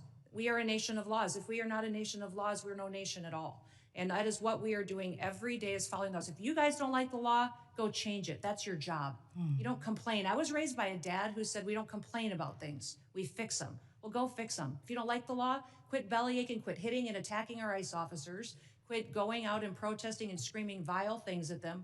Quit calling them names. We wouldn't let our children do that. Go do something that actually matters by having an honest debate and changing the law. That's your jobs. You all should be fired, in my viewpoint. I agree. Thank you so much for that, Secretary Noem. Back in 2021, I was one of only 16 members who voted against the Allies Act of 2021, which increased the number of special immigrant visas for Afghan nationals and loosened vetting requirements for eligibility. This brought in over 76,000 Afghans. Director Kent, what actions are being taken to identify and remove any of the 100,000 Afghan nationals admitted under the Biden admin who may have ties to terrorism, like the one who shot 2 National Guard members, tragically killing Sarah Beckstrom here in Washington, D.C.? I'm sorry, gentlelady's time has expired, but Can he just answer? no, we're quickly? keeping everything quick to the 5 minutes. I'm sorry, but gentleman from New York is now recognized, Mr. Goldman, for 5 minutes. Secretary Noem, let's talk about the law. Do you agree that asylum is a lawful pathway to immigrate to this country? Yes or no? There's an asylum program, yes, in place. All right. So It wasn't immigrants used under then the with Biden. ongoing asylum applications are legally in this country, correct? Excuse me, I'm sorry. Your question was? Immigrants with ongoing asylum applications are legally in this country. There are individuals in this country that have applications that And they are legally here because it's a lawful pathway, right? it's a lawful pathway. Okay, so And I if will- your department then deports anyone with an ongoing asylum application, you are violating the law, correct? Joe Biden left us with. I'm not asking about Joe Biden. I'm asking you a specific question. If your department deports anyone with an ongoing asylum application, you are violating the law. Is that correct? It was greatly violated when they allowed. I'm asking you. People to come I'm in and asking granted asylum applications. Why are you filibustering? Why by can't you ignoring answer the the laws. question? It's a Because simple Joe, question. your president If your department and your secretary deports did not follow anyone the law, with an ongoing applications asylum application, you are violating the law. Isn't that correct? the asylum program was Okay. broken under the Mr. last. Chairman, I will reclaim my time. She's not answering the question. But the obvious answer is that yes, if you follow a lawful pathway, asylum is a lawful pathway. If you have an open asylum case, you are here lawfully. But the problem that we are seeing around the country is that you are not following the law. Don't tell us to change the law. If you don't like the asylum system, you change the asylum law. Bring it to us. We'll work with you. I think it needs to be changed. But you can't just decide that you're not going to follow the law, and asylum is a law, and deport people who have ongoing applications. Unfortunately, that is exactly what's happening. It's happening across the street from my office right in New York City. Numerous, thousands of people who have come to court appearances, have left them with open asylum applications, have been arrested. And then they've been shipped off and many deported. In September, one applicant was ripped away from his wife and small children after such a court appearance. And then this happened to his wife. Please play the video. No, it's not. It's not this one. All right, it's not this video. Here it is. I'm yours. Come on, man.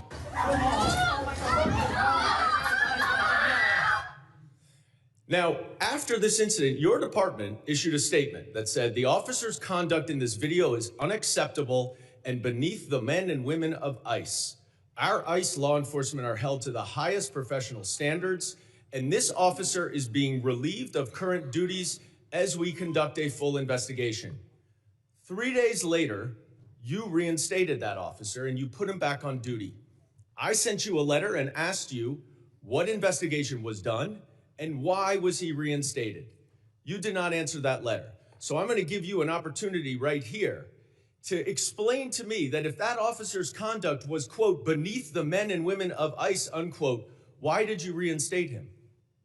Sir, that investigation was completed. I can give you that investigation and the information that you would like. This is Well, I wrote you 2 months ago. Why haven't you given it to me yet? I'm actually surprised that you haven't gotten it. I'm going to ask my staff about that. Well, you shouldn't be surprised because generally to speaking, you hundreds do and not hundreds, if respond not to thousands us. of your letters. Now, the other problem that we are Mayorkas, when he had seeing this all job, over didn't the respond to country letters for years. is that your officers are wearing masks, are dressed in plain clothes, often going around without identification. All of our officers are And identified. I'm not asking a question. I introduced the No Secret Police Act to stop this. And we now have 113 co-sponsors so that they will not be masked and that they will identify themselves. Now, you say all of them are identifying themselves.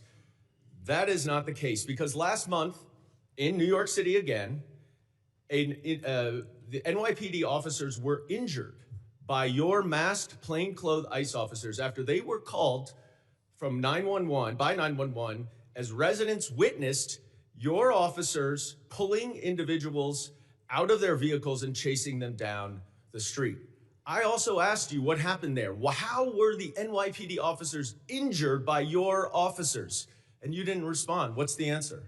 Sir, our individual Gentlemen's officers time are is identified. time has expired. I yield back. I recognize gentleman from Texas, Mr. Gonzalez, 5 minutes. Thank you, Chairman. Thank you, Secretary Noem. Thank you, Director Kent and Director Glasheen, for your patriotism, your service to our country. Thank you to the families for allowing everyone to serve. We're grateful for that. Democrats like to show clip after clip. I represent a district that's half of the southern border. Our lives were turned upside down under Joe Biden, and now we have our lives back due to President Trump and due to the policies that y'all are executing. So thank you. I have one question, but I'm going to try to, if there's time. I think it'd be important for the American people to get an update on the role Coast Guard played in the Venezuela oil tanker seizure. But first, I'd like to once again, thank you for being here. And so I'd like to first thank you, CISA. Thank you for keeping our nation's critical infrastructure safe. You are our nation's cyber first responders. Thank you to the Coast Guard. During our Texas floods, you showed up, Coast Guard showed up, you saved lives. Thank you to the Coast Guard for all the work that they've done in Jayada South. They've been the tip of the spear in the Southcom AOR for a long time. Their work often goes unnoticed. Thank you, HSI, for leading these anti-gang task force. They work. They're going out there. You're apprehending murderers. You're apprehending sexual offenders. You're doing it in a local, state, federal way. They're working. Thank you for that. Thank you, ICE. Thank you for keeping us safe by deporting all these people. I really appreciate the innovative idea of DHS owning its own airplanes. It's ridiculous that we had to essentially contract out in order to have these repatriation flights. That is a game changer. Thank you for that. Thank you, ERO, for adding bed space. This is exactly how we continue to deport the millions of convicted criminal aliens that are in this country. Thank you, NCTC, for keeping us safe. You're exactly right. We thank you for vetting, for going out and finally doing the role of vetting these people. You and I served overseas. Many of us did. And we know oftentimes it was more dangerous at the chow hall than outside the wire, right? So thank you for that vetting. Thank you, Border Patrol, for ending catch and release. Thank you, TSA, for keeping us safe during all our travel, and then also looking into any future vulnerabilities. Thank you, Secret Service. Thank you for not only keeping our leaders safe, but a lot of people don't realize Secret Service is key to school safety. I think that's just so important. That brings us all together. I wanted to say I want to use the bulk of my time to just thank you, because we don't do that enough here. It's always finger pointing. It's always somebody else's fault. Please go back to your agencies and thank the men and women that are serving every day and helping to keep this country safe. With that, I'd like to give you a little time to talk about the Venezuelan situation and what the Coast Guard is doing. The operation that was conducted yesterday morning was a Coast Guard-led operation. It was in partnership with the Department of War and the Department of Justice, the FBI as well, and it was a successful operation directed by the president to ensure that we're pushing back on a regime that is systematically covering and flooding our country with deadly drugs and killing our next generation of Americans. Just the drugs that the Coast Guard has been able to interdict on the waters since that President Trump has been in office has been enough lethal doses of cocaine to kill 177 million Americans. That's 2/3 of our country. that has been saved by blowing up, by going after and bringing to justice these individuals that are out at sea and those individuals that are funding it with a shadow fleet of sanctioned oil that should never be sold to benefit their profits and their pockets to kill Americans. Thank you for that update.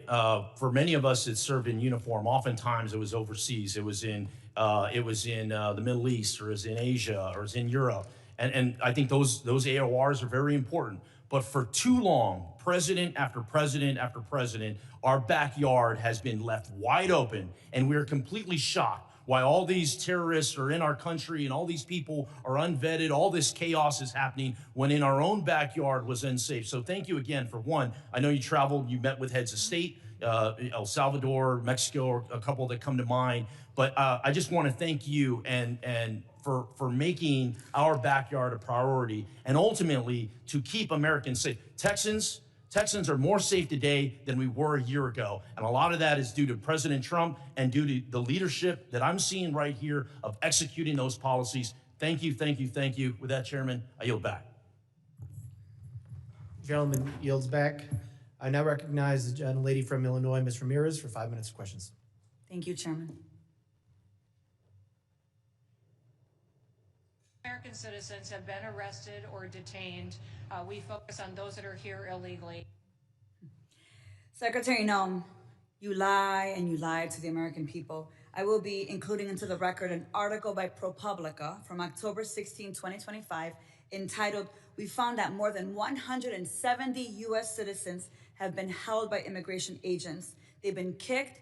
There's nothing smiling about U.S. citizens. I'm sorry, that's very inappropriate. Let me continue. They've been kicked, dragged, and detained for days.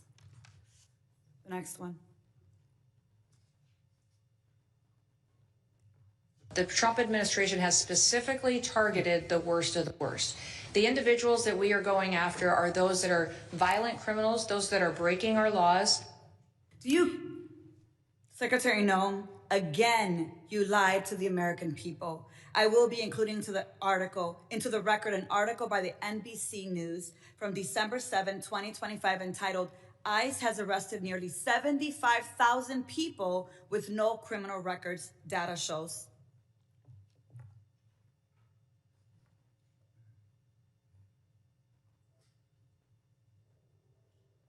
The co-equal branch of government, and it is your obligation as a member of the executive branch to honor decisions made by the highest court of the land. Yes or no, Secretary?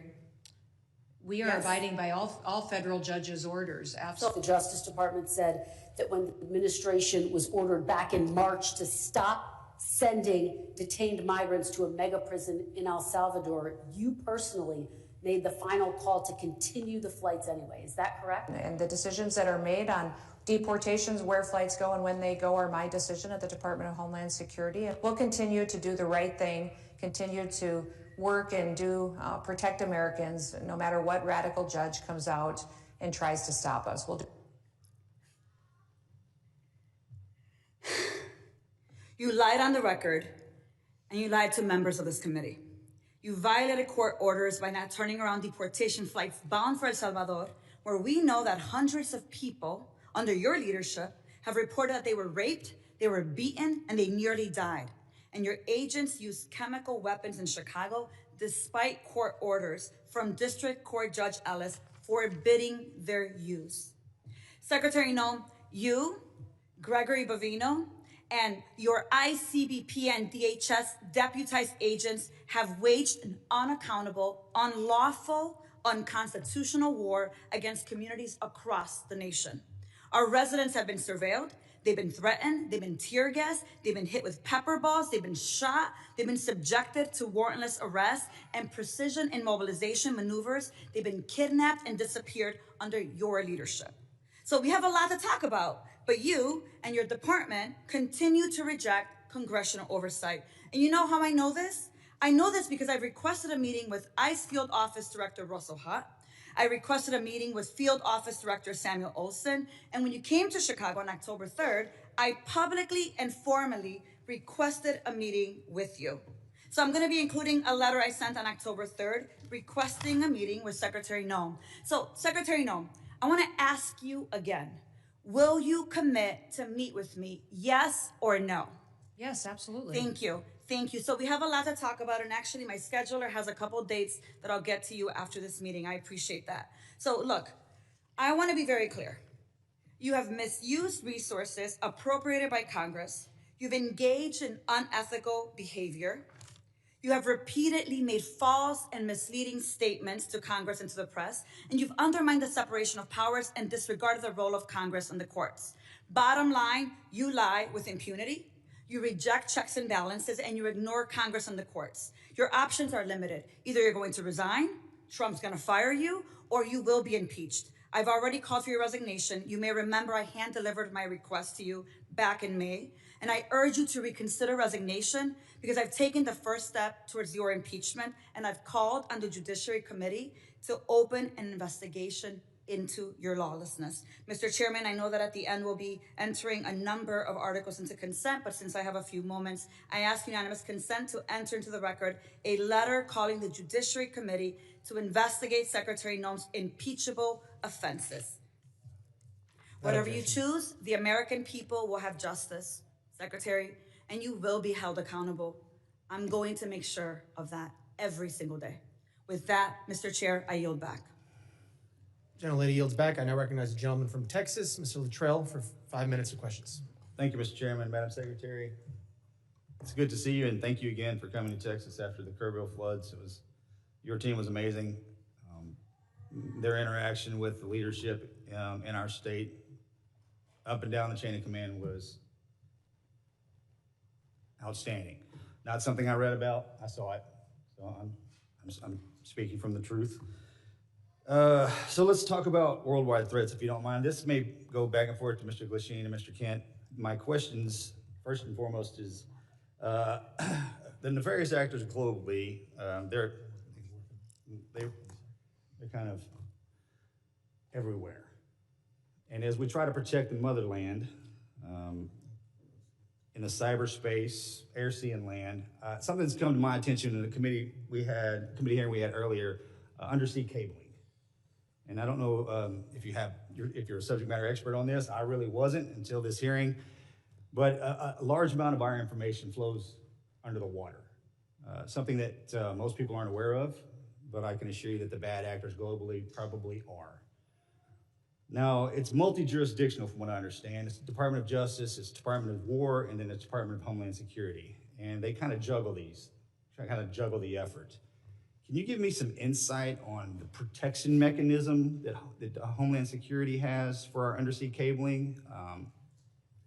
And I consider this a very viable threat specifically for information flow, considering everything that goes back and forth across the water. Can you give me a kind of a high-level briefing considering the atmosphere of what we're looking at? Yes, I can, and I'll try to leave some time for the other individuals too, but the Department of Homeland Security has 23 different components. Several of them have some responsibility for surveillance and monitoring of those cables and the information that flows through them. So CISA is our cybersecurity agency, which looks for bad actors, hunts down those bad actors, and then hardens our systems. So where we see a weakness or a vulnerability, they help us do that with the interactions we have with private companies, their communications, or other countries. But then we also have our Coast Guard out on the waters each and every day, which help us with surveillance activities to see if there's nefarious actors that would be out there jeopardizing those systems. We have INA, which is our intelligence and analysis. They are the ones that are helping us with our covert operations. They're the ones who are coordinating with our intelligence agencies on what we see as hacking attempts or enemies that would try to endanger those cables or cut them, damage them so that they couldn't be utilized to keep our critical infrastructure going. FEMA is the agency that's responsible for, on our worst day, if we needed something or someone to run the government, if there was an attack in this country, FEMA is the agency that would do that and maintains the resources to making sure that we have an operating government in an emergency disaster situation. I know there's redundancy on the cabling system, and there's from what I understand, there's over 1 million miles of cable underwater. I want to make sure that we have enough protection in place so the ripple effect is not catastrophic to the country. Mr. Kent, you got something to add there? I was going to shift over to Mr. Glasheen. In terms of undersea cabling, no, I do not. Okay. Mr. Glasheen, I have a question for you. So as far as trafficking, human trafficking, drug trafficking, this always hurts me to say this, but Houston, Texas is in my district, and it is the worst city in the country for sex trafficking in the country.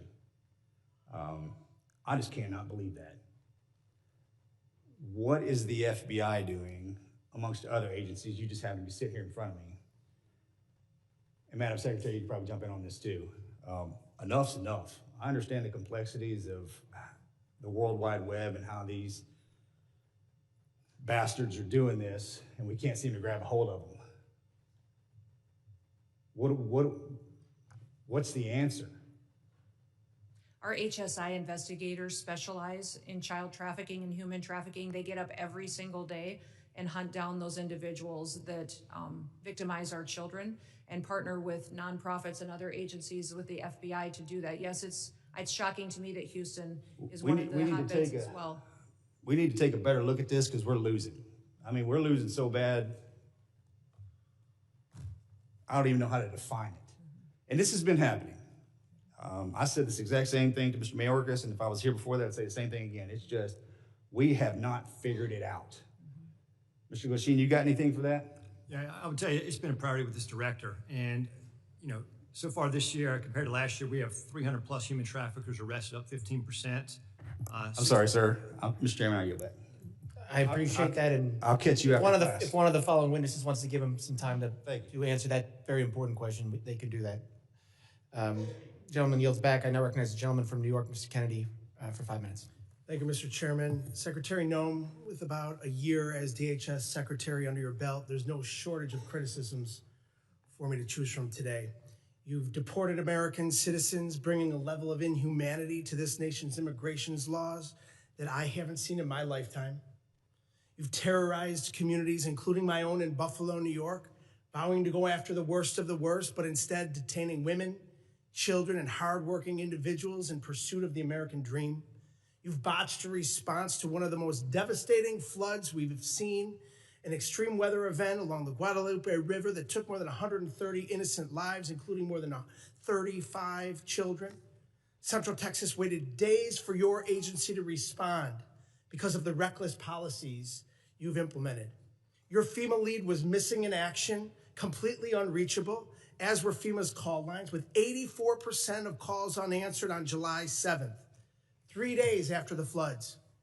FEMA personnel, despite your slashing of their ranks, who were ready and willing to help, waited days to spring into action because of your policies. Disasters do not wait for bureaucracy. Your abysmal performance goes beyond your woeful disaster response.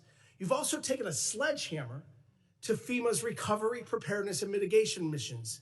You canceled more than $4 billion in building resilient infrastructure in communities funds, a program that helps communities reduce their risk of natural disasters.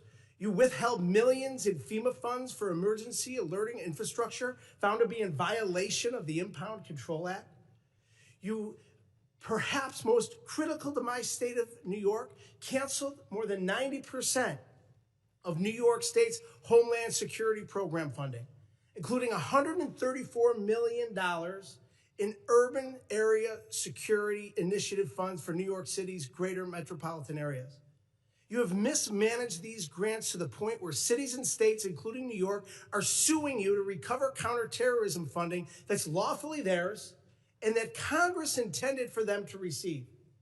It's a tragedy that we're here today discussing these cuts to counterterrorism and security grant funds for a city that was the main site of the September 11th attacks, the entire reason your department was established in the first place. As the ranking member of the Subcommittee on Emergency Management, it's my responsibility to show the American public how you've systemically upended FEMA and emergency preparedness as we know it. So I have a couple of questions. Simple yes or no answer will suffice. Would you agree with the national security officials' assessment that the United States has been operating in a heightened threat environment for several years now? Yes. Yes or no? Would you say New York City is susceptible to these kinds of security threats? Yes, and that's why they should spend. So with New York City being the number one terrorist target in the nation, the federal government gave them with to New use York to City secure being their the number city, one, I which reclaim they my did time, not with New York spend. City being the They number did not one spend the security hundreds of threat in millions this of dollars nation, they had it's to secure unconscionable their city that you and would cut release criminals on the street each and every day. $134 million in urban area security initiative funding for the city of New York.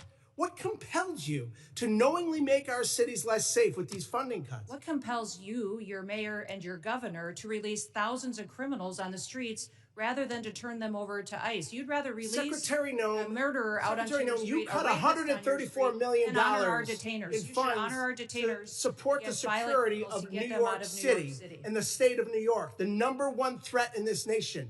In your own words, your cuts are blatantly political, callous, and outright dangerous. It's clear you have no interest in countering real threats in the homeland. While high-risk cities and disaster zones wait for help, you've devoted the past 11 months of violent raids, anti-police policies, and nonstop photo ops. You've brought shame to a department that was created after 9/11 in a time of unity to protect our people. Your failure to lead is a direct threat to the homeland security in our nation, and you should resign immediately. I yield back. Gentleman yields back. I now recognize the gentleman from Alabama, Mr. Strong, for 5 minutes of questions. Thank you, Mr. Chairman, ranking member, and members of this committee. I thank you, too, to our witnesses for being here today, for your work to protect the homeland in an increasingly complex threat environment. My question today focuses specifically on the evolving drone threat. Mr. Glasheen, the FBI's National Counter-UAS Training Center at Redstone Arsenal, is now the central hub for preparing federal, state, and local partners for drone threats at major events. What makes Redstone Arsenal such an effective location for this mission, and how does that setting support the scale of training required for World Cup, America 250, and the 2028 Olympics? Thank you for your question, Congressman. What makes Redstone a great partner for us is, one, the support that we have from Congress. Number two, the space we have there. The FBI has been in Huntsville for a long time. Huntsville also houses our Special Agent Bomb Technician Program, where we train bomb technicians, EOD professionals across the United States, and we model the Counter-UAS school off of that. So that proof of concept has been in place, and we're mirroring that process to train the Counter-UAS operators. Thank you. I was there for the inaugural graduation. I'm telling you, it was most impressive. I can assure you there's no other location in the country that offers the same mix of controlled airspace, testing ranges, partnered agencies, and mission infrastructure that the FBI has at Redstone Arsenal. Counter-UAS has the ability in Huntsville to jam, block, drop, intercept, and do forensics. As demand for this specialized training grows, what investment should Congress prioritize to ensure long-term stability for this mission at Redstone?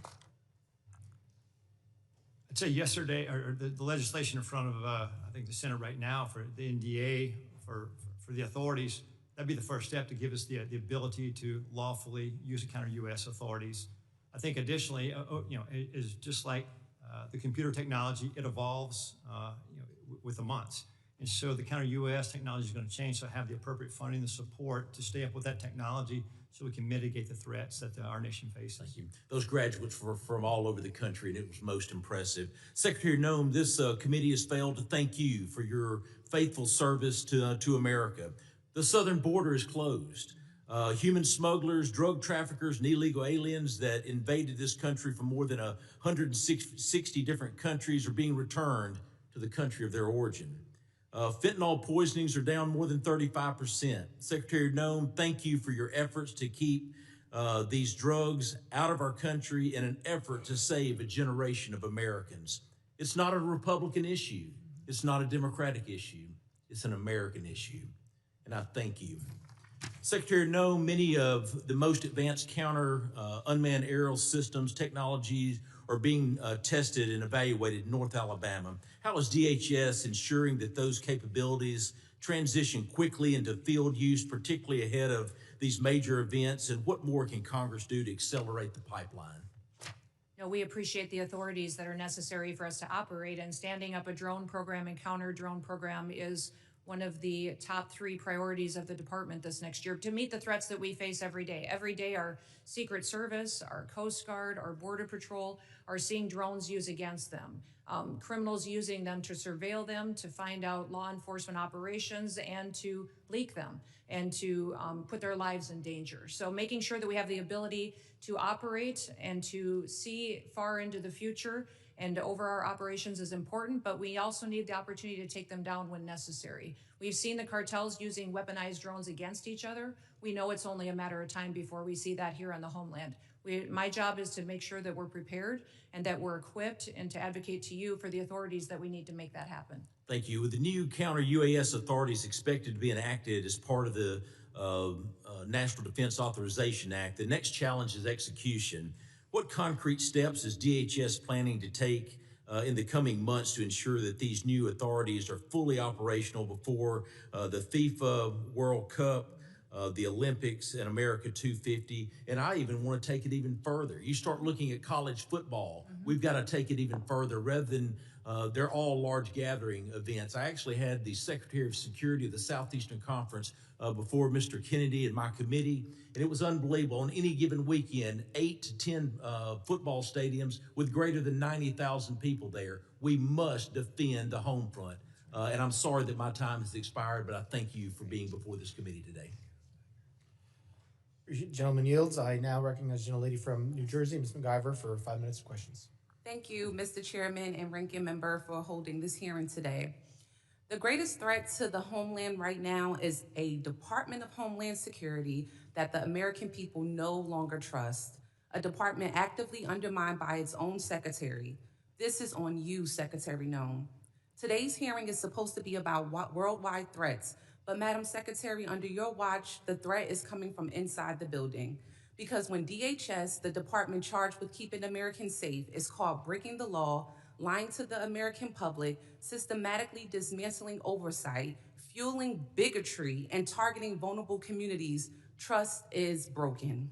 Let's start with the basics. How can we trust your department with you at the helm? The American people deserve an answer, even if you've spent the past year dodging accountability like it's your full-time job. We need to talk about oversight. Oversight is not optional. It is not a courtesy because you feel like it. It is not something you entertain only when it's politically convenient to you. Yet, time and time again, Secretary Noem, you have treated congressional oversight as an inconvenience at best, and at worst, something to be invaded, ignored, or denied altogether. Republicans on this committee may be willing to hand over their constitutional duty in order to kiss this administration's butt cheeks, but I am not. I will never. My district is not, and the American people sure aren't. While Republicans turned this hearing into a praise fest for your failed 10-year communities across America, including mine in New Jersey, are made less safe because DHS under your leadership has become unproductive and malicious. All of the thank you that we keep hearing from across the aisle, there's no thank you from me. And we see the truth that you're trying to hide. The truth is you are deeply unqualified for the post you hold. This is on full display in the way you treat the people in this body, myself included, who have been elected to serve our communities and keep them safe. Representative Grajava, Senator Padilla, myself and others whose character, integrity, and bodies were attacked by your department without evidence and without apology. Far beyond being disrespectful, you have shown a complete disregard for the oversight authority granted to us by law.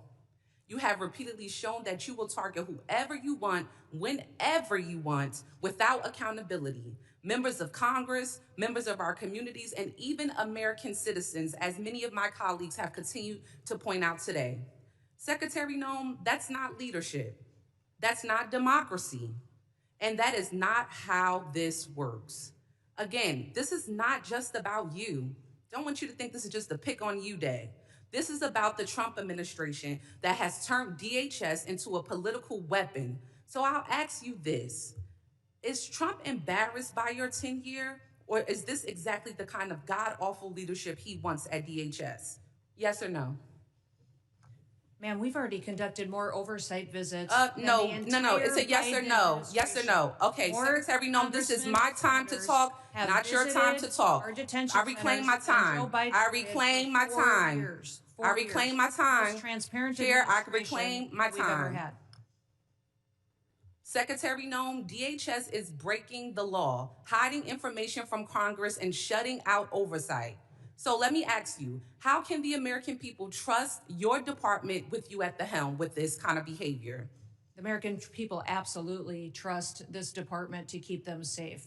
And we are showing that every day by the support we get across the country, the amount of people that we're recruiting to all of our different agencies. Thank you, Secretary Noem. Do you agree that using DHS resources to target members of Congress is an abuse of power? Excuse me, would you say that You again? would have heard me if you stopped talking and listened to my questions. Do you agree that using DHS resources to target members of Congress is an abuse of power? We are not doing that. We are out there enforcing the law, doing our work, and we are allowing oversight. Of course, we're not going to get any answers. With that, Mr. Chairman, I yield back. Gentlelady yields back. I now recognize the gentleman from Oklahoma, Mr. Keen, for 5 minutes of questions. It's no wonder that chaos has become the commonplace when rudeness is so on display. Look, it's both sides. We've created a lack of civility in this country, but we're perpetuating in this society what your administration is trying to correct, and that is returning back to the rule of law. What separates us from falling into chaos as a nation where poverty envelops us is when we return to order and a display of respect towards law enforcement, a display of respect to officials. This custom, and you've been a member of Congress, of where we talk over people and we don't give secretaries a chance to respond, the height of self-importance that too many people try to employ in this building, not remembering we're all here as public servants to serve the people. We lift our hearts up far beyond our fellow countrymen. I'll tell you who says thank you. It's those whose families that were the victim of assaults and rapes and murders under the auto pen period the last 4 years. They say thank you. Those who see the madness of lawlessness, the lack of respect to law enforcement, the heightened element of law enforcement sitting in their vehicles and being targeted say thank you. Those families of law enforcement whose addresses are being put out in public so they can intimidate not only the law enforcement officials, but their families to try to put them into a place of fear, say thank you for common sense returning back into this country. If we do not have a respect of authority, a respect of law enforcement, thank you for allowing arrests to happen when someone spits at law enforcement. Thank you. FEMA, you were assaulted a minute ago verbally over what you're doing with FEMA. I will tell you, as somebody that comes from a state that has more tornadoes, Oklahoma, than probably any other state, thank you for looking at how we can save money through efficiencies.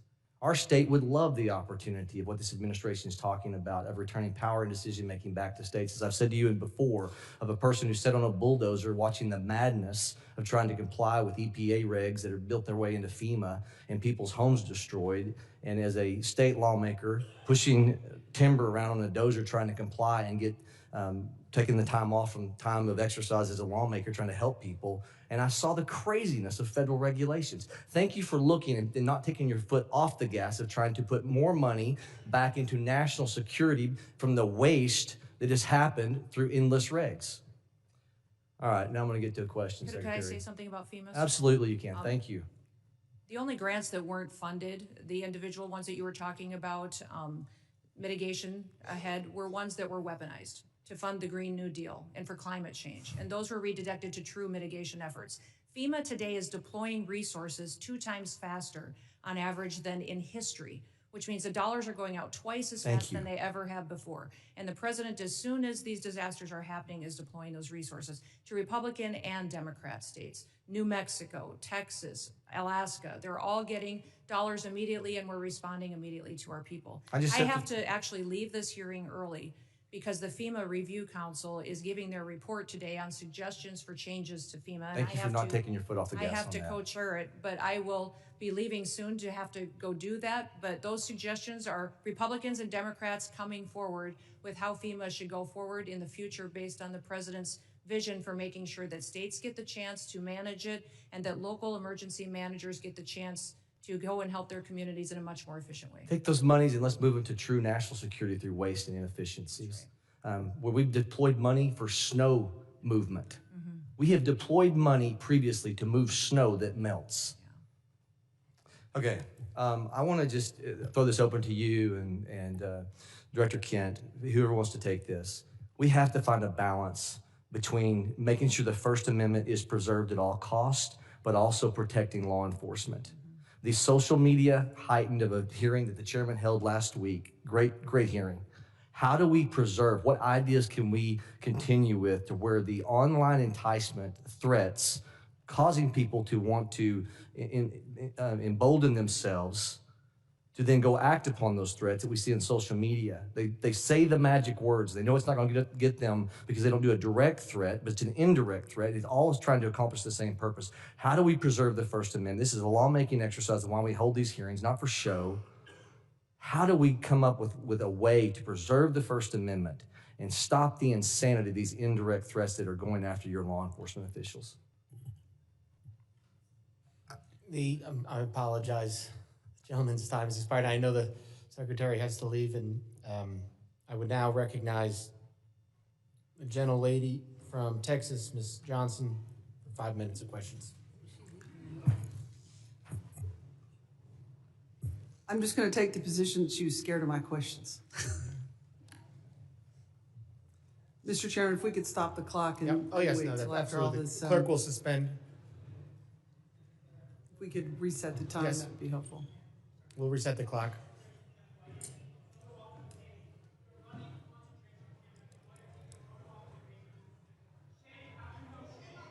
Gentlelady, prepared?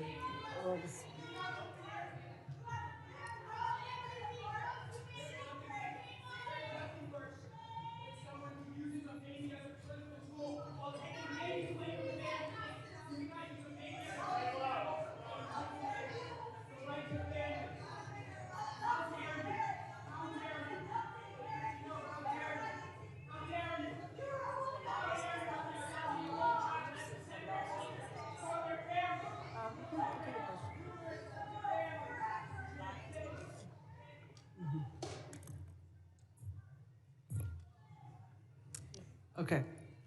Thank you. Gentlelady's recognized. Yeah, thank you, Mr. Chairman. You know, I just want to respond to a lot of what Secretary Noem has just testified to. And gentlemen, I have some comments that I hope you'll take back to the Secretary and to the Department. If there's anything that is clear about what is going on in this country, is that the rhetoric and fear that is happening is at an all-time escalated high. And we're all describing different aspects of it. Fear of law enforcement, fear of citizens, fear of people who are legally in this country. Because it's the rhetoric that is happening from the very top, that is being decimated down level, and that is really, really dangerous. And one of the things that the Secretary said was she is restoring the rule of law. That is absolutely not true. Because the rule of law is founded on two fundamental principles. That if you are going to be subject to a criminal arrest in this country, that there is probable cause to do so. You can't just snatch somebody walking into a coffee shop because of the color of their skin. There's no probable cause for that.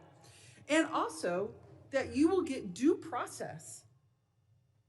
And that is not happening. And so what you're seeing is an overwhelming frustration of the American people in this country, that the lack of respect and regard for the rule of law by this administration, and in particular by this secretary, is at a level that we have never seen and violates all of the constitutional norms and all of the principles of legal fairness in this country.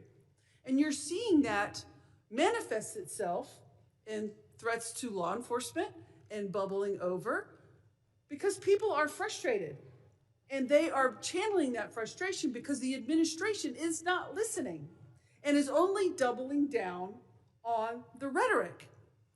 You know, this notion that I think my colleagues highlighted that we're only going to pursue serious threats. It's just not true.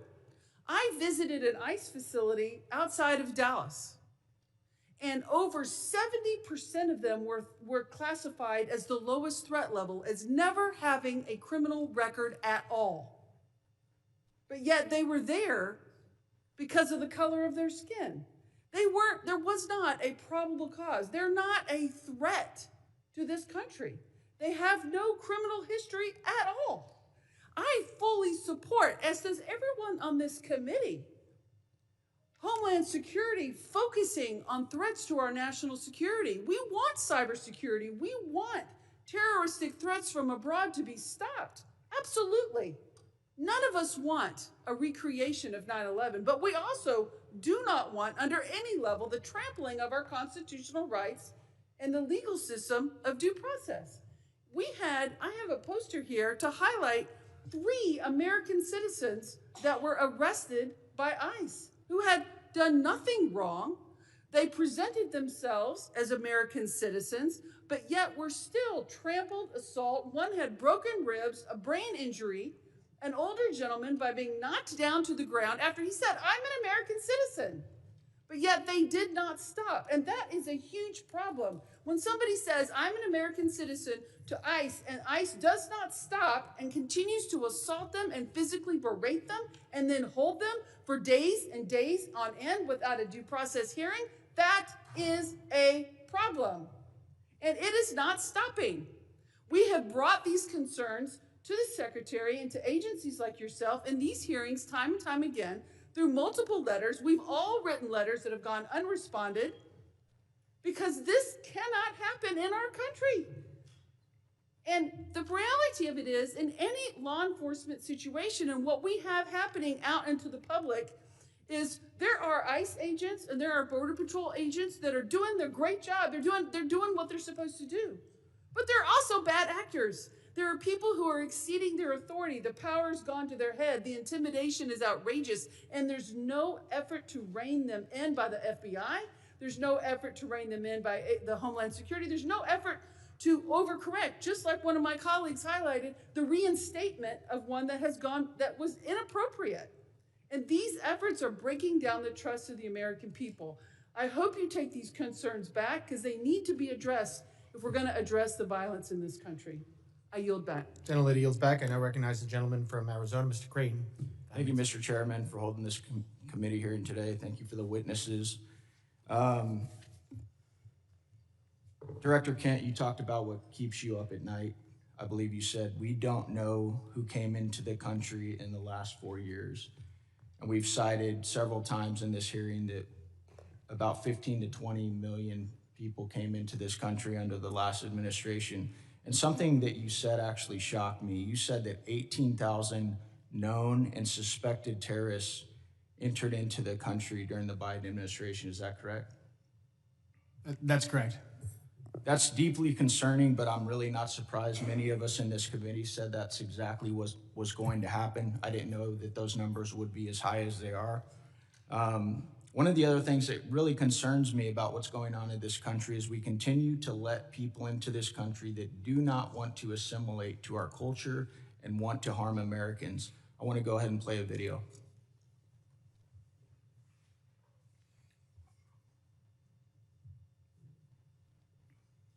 Law should be above the U.S. Constitution. Yes. Should Sharia law be over the U.S. Constitution? Yes. U.S. Constitution, which is made by people, and the Sharia law is made by Allah. So that is all the way above. That has to be definitely in the land, not for the America, for the whole world would be above. So that should be above the U.S. Constitution. Yes. Do you feel more comfortable living under American law, or do you feel more comfortable living under Sharia law? Sharia law. I'm a Muslim. I prefer Sharia law. Sharia law, yes. You prefer Sharia law over American law? Of course, yes. They always can come with the same accusations. This speaker supports death penalty for homosexuals. This speaker supports death penalty for this crime or that he is homophobic. These are general views that every Muslim actually has. Every Muslim believes in these things. If the law of the land is Islamic, we will respect the law of the land. What if it's not Islamic? If it's not Islamic, then the law of the land and those who make it can go to hell, quite honestly, because Allah said in the Quran, in chapter 33, verse 1, He said, O Prophet, fear Allah and do not obey the disbelievers and the hypocrites. You know why they're worried about the border? Watch this clip here that Vinny just sent with al-Qaeda. I call upon every Muslim and the infidel criminal and arrogant United States. Does not matter if they're Arab, American, or other descent. I'm saying to all of them, revenge, revenge. Do not consult anyone about killing infidel Americans. You should have a lot of determination and a list of your targets should be effective. Director Kent, what do you think when you see a video like that? I think we didn't have control of our borders, and we don't know who's come into our country. However, we have had around 2.7 million individuals from Muslim countries and Muslim regions who came in under the Biden administration, who went through minimal to no vetting whatsoever, who probably share values like the folks that you saw on the screen. Director Kent, are you aware that when we invite people into this country and they become citizens, they swear an oath to defend and support the Constitution and the laws of the United States of America and against all enemies, foreign and domestic? Yes. What do you believe the long-term consequences will be if the United States continues admitting individuals who either openly reject assimilation into American civic culture or who falsely swear an oath to uphold the Constitution despite having no intention of honoring it? We simply won't have a country anymore as we know it. I think we can look to Europe and to the UK to see exactly where this leads. I agree 100%. Director Kent, are you aware of some of the differences between U.S. Constitution and common law interpretations of the Sharia law? I am broadly, yeah. What are the differences in your opinion, and I know you're not a doctorate on this subject, but between the First Amendment, which guarantees freedom of speech and the press, including the right to criticize religions, religious texts, and public figures without government punishment? Yeah, the freedom of speech, I think, is huge because you don't have that under Sharia law, and you also don't have the assumption of innocence under Sharia law as we do. Many interpretations of Sharia, blasphemy, criticism of the Quran or the Prophet Muhammad can be a serious offense, sometimes punishable by death. And there are many others that I don't have time to get to, but I wanted to bring that up today so that Americans understand the differences and why we need to be very careful about who we let into this country. I thank you guys for the work you do. I thank you for those underneath you working so hard to keep the American citizens and people safe. Thank you. Mr. Chairman, I yield back. Gentleman yields back, and I remind if you don't get to questions that you want to ask, you can submit them for the record. So we can do that at the end. I now recognize the gentleman from Puerto Rico, Mr. Hernandez, for 5 minutes of questions. I have some matters of interest regarding immigration and FEMA, but before that, Mr. Kent, does the Bible say anything about freedom of speech? Not a biblical scholar. I don't think it does, and I'm concerned about singling out Muslims and specific religions to talk about how their religious dogma conflicts with our laws and constitutions. I lament that Ms. Noem has had to leave early today, but I wanted to talk about the atrocities that the DHS's immigration enforcement and the pain it is causing in places like my home district of Puerto Rico. Just a few weeks ago, we witnessed ICE shove a pregnant woman. I cannot imagine, as an expecting father myself, the anxiety that family must have gone through when they took that person to the hospital and treated her for her injuries. Also, a few weeks ago, CBP detained Aracelis Terrero from the streets of Cabo Rojo. They put her on a plane, they sent her to Texas. She was in a detention facility. She was removed from the detainee location service, and she was not allowed to contact her attorney. Ms. Terrero was a domestic violence victim who was in Puerto Rico with a legal work permit.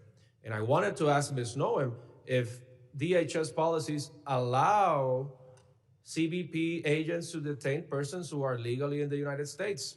I wanted to ask Ms. Noem, the legal authority behind the detention of Aracelis Terrero. I wanted to ask Ms. Noem why she was removed from the detainee location system. I wanted to ask Ms. Noem why Aracelis Terrero was not allowed to contact her attorney. Unfortunately, I predict that she would not have given us adequate answers based on the answers that she has provided to my colleagues here today. Now, I also wanted to raise a concern with Ms. Noem regarding TSA agents. In Puerto Rico, I witnessed how many TSA agents worked arduously without pay during the government shutdown, and how her announcement that they would get $10,000 as a bonus for working without pay during the pandemic actually created the opposite effect of boosting morale, because it was so selective that it excluded apparently most workers. And finally, I wanted to raise the concerns of red and blue mayors from Puerto Rico. I emphasize red and blue mayors, Republican and Democratic mayors, regarding her recent secret policy regarding transactions or grants for FEMA money that exceed $100,000. So to their surprise, they found out that grants and funding assignments exceeding $100,000 would now need to be approved by Secretary Noem. But there was no transparency regarding that rule. And we have no information regarding the application and the enforcement of that rule. And I sent her a letter with 15 other members asking those questions, and I got a letter in response that has no answers to these questions. And I wanted to urge her to reconsider this policy that is delaying aid and reconstruction funds for the people of Puerto Rico, which are still suffering 9 years after Hurricane Maria, and that this is affecting Republicans and Democrats, that reconstruction should not have a party ID, and that instead of fighting the bureaucracy, this has made the bureaucracy worse. But unfortunately, Secretary Noem left early, and we are left expecting these answers. Thank you, and with that, I yield back.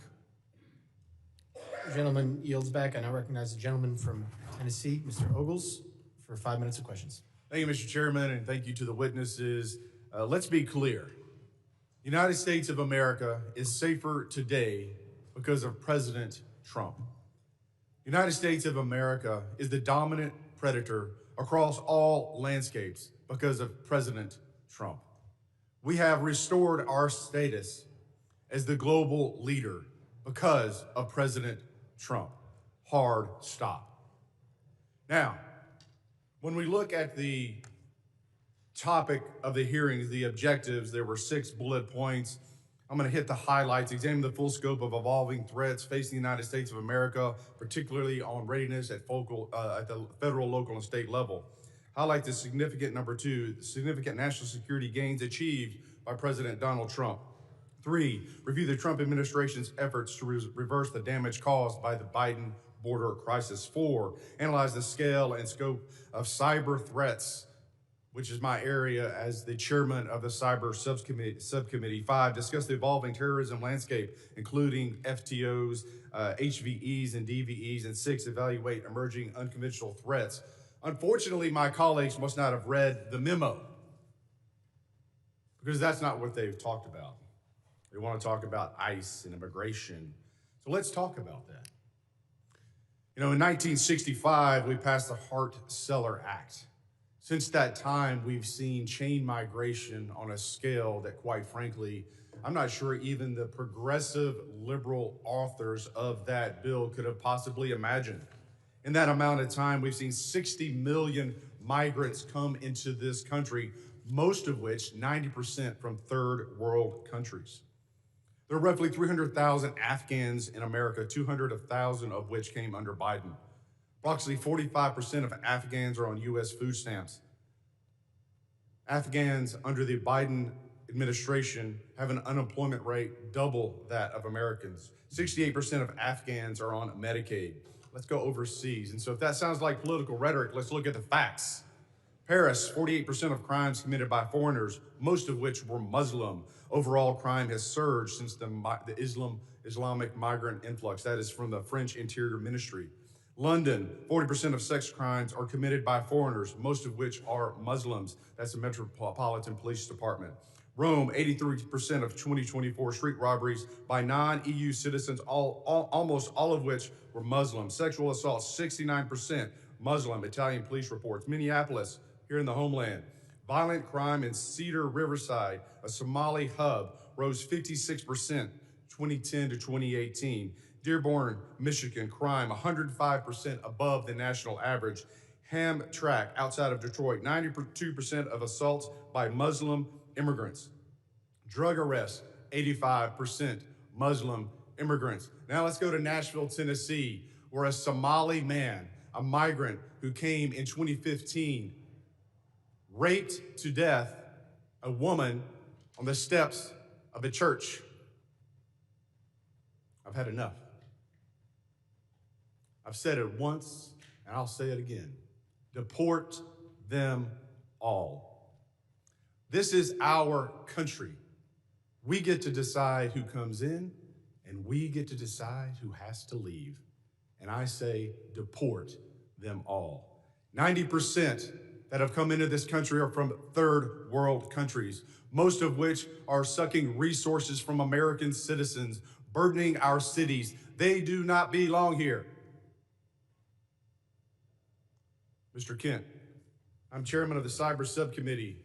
Let's go into the scope and scale of the cyber threats posed by the CCP. I give you the floor, sir. CCP is probably one of the more aggressive actors in the cyberspace right now. NCTC is mostly focused on the terrorism realm and how terrorist actors are using the proliferation of encrypted devices and just the internet to spread propaganda. That's probably our biggest purview in terms of cyber. Mr. Glasheen? Chairman, I would say that the Chinese government, the CCP, is our greatest cyber threat. It is a full-time job, and the resources they throw at this is unbelievable. It's a major concern. You know, I want to thank the witnesses for being here, and I want to thank President Trump. You know, as I sit in the skiff and I'm reading the briefings from the CIA and the FBI on the daily attacks to our country and to our infrastructure, I appreciate the president, and I appreciate you gentlemen and your service to this country in keeping Americans safe. They have no idea what you do every single day. God bless you, and God bless America. Mr. Chairman, I yield back. Gentleman yields back. I now recognize the gentlelady from New Jersey, Ms. Poe, for 5 minutes of questions. Thank you, Mr. Chairman, and to our ranking member. Yes, indeed, we've spoken a great deal and learned many things here today, some of which are still going unanswered, many questions that all of us still have. And there are a vast number of threats that endanger our homeland, from increasingly sophisticated state-sponsored terrorist networks to evolving technologies. Our law enforcement agencies are engaging criminals on multiple fronts and facing significant demands every single day.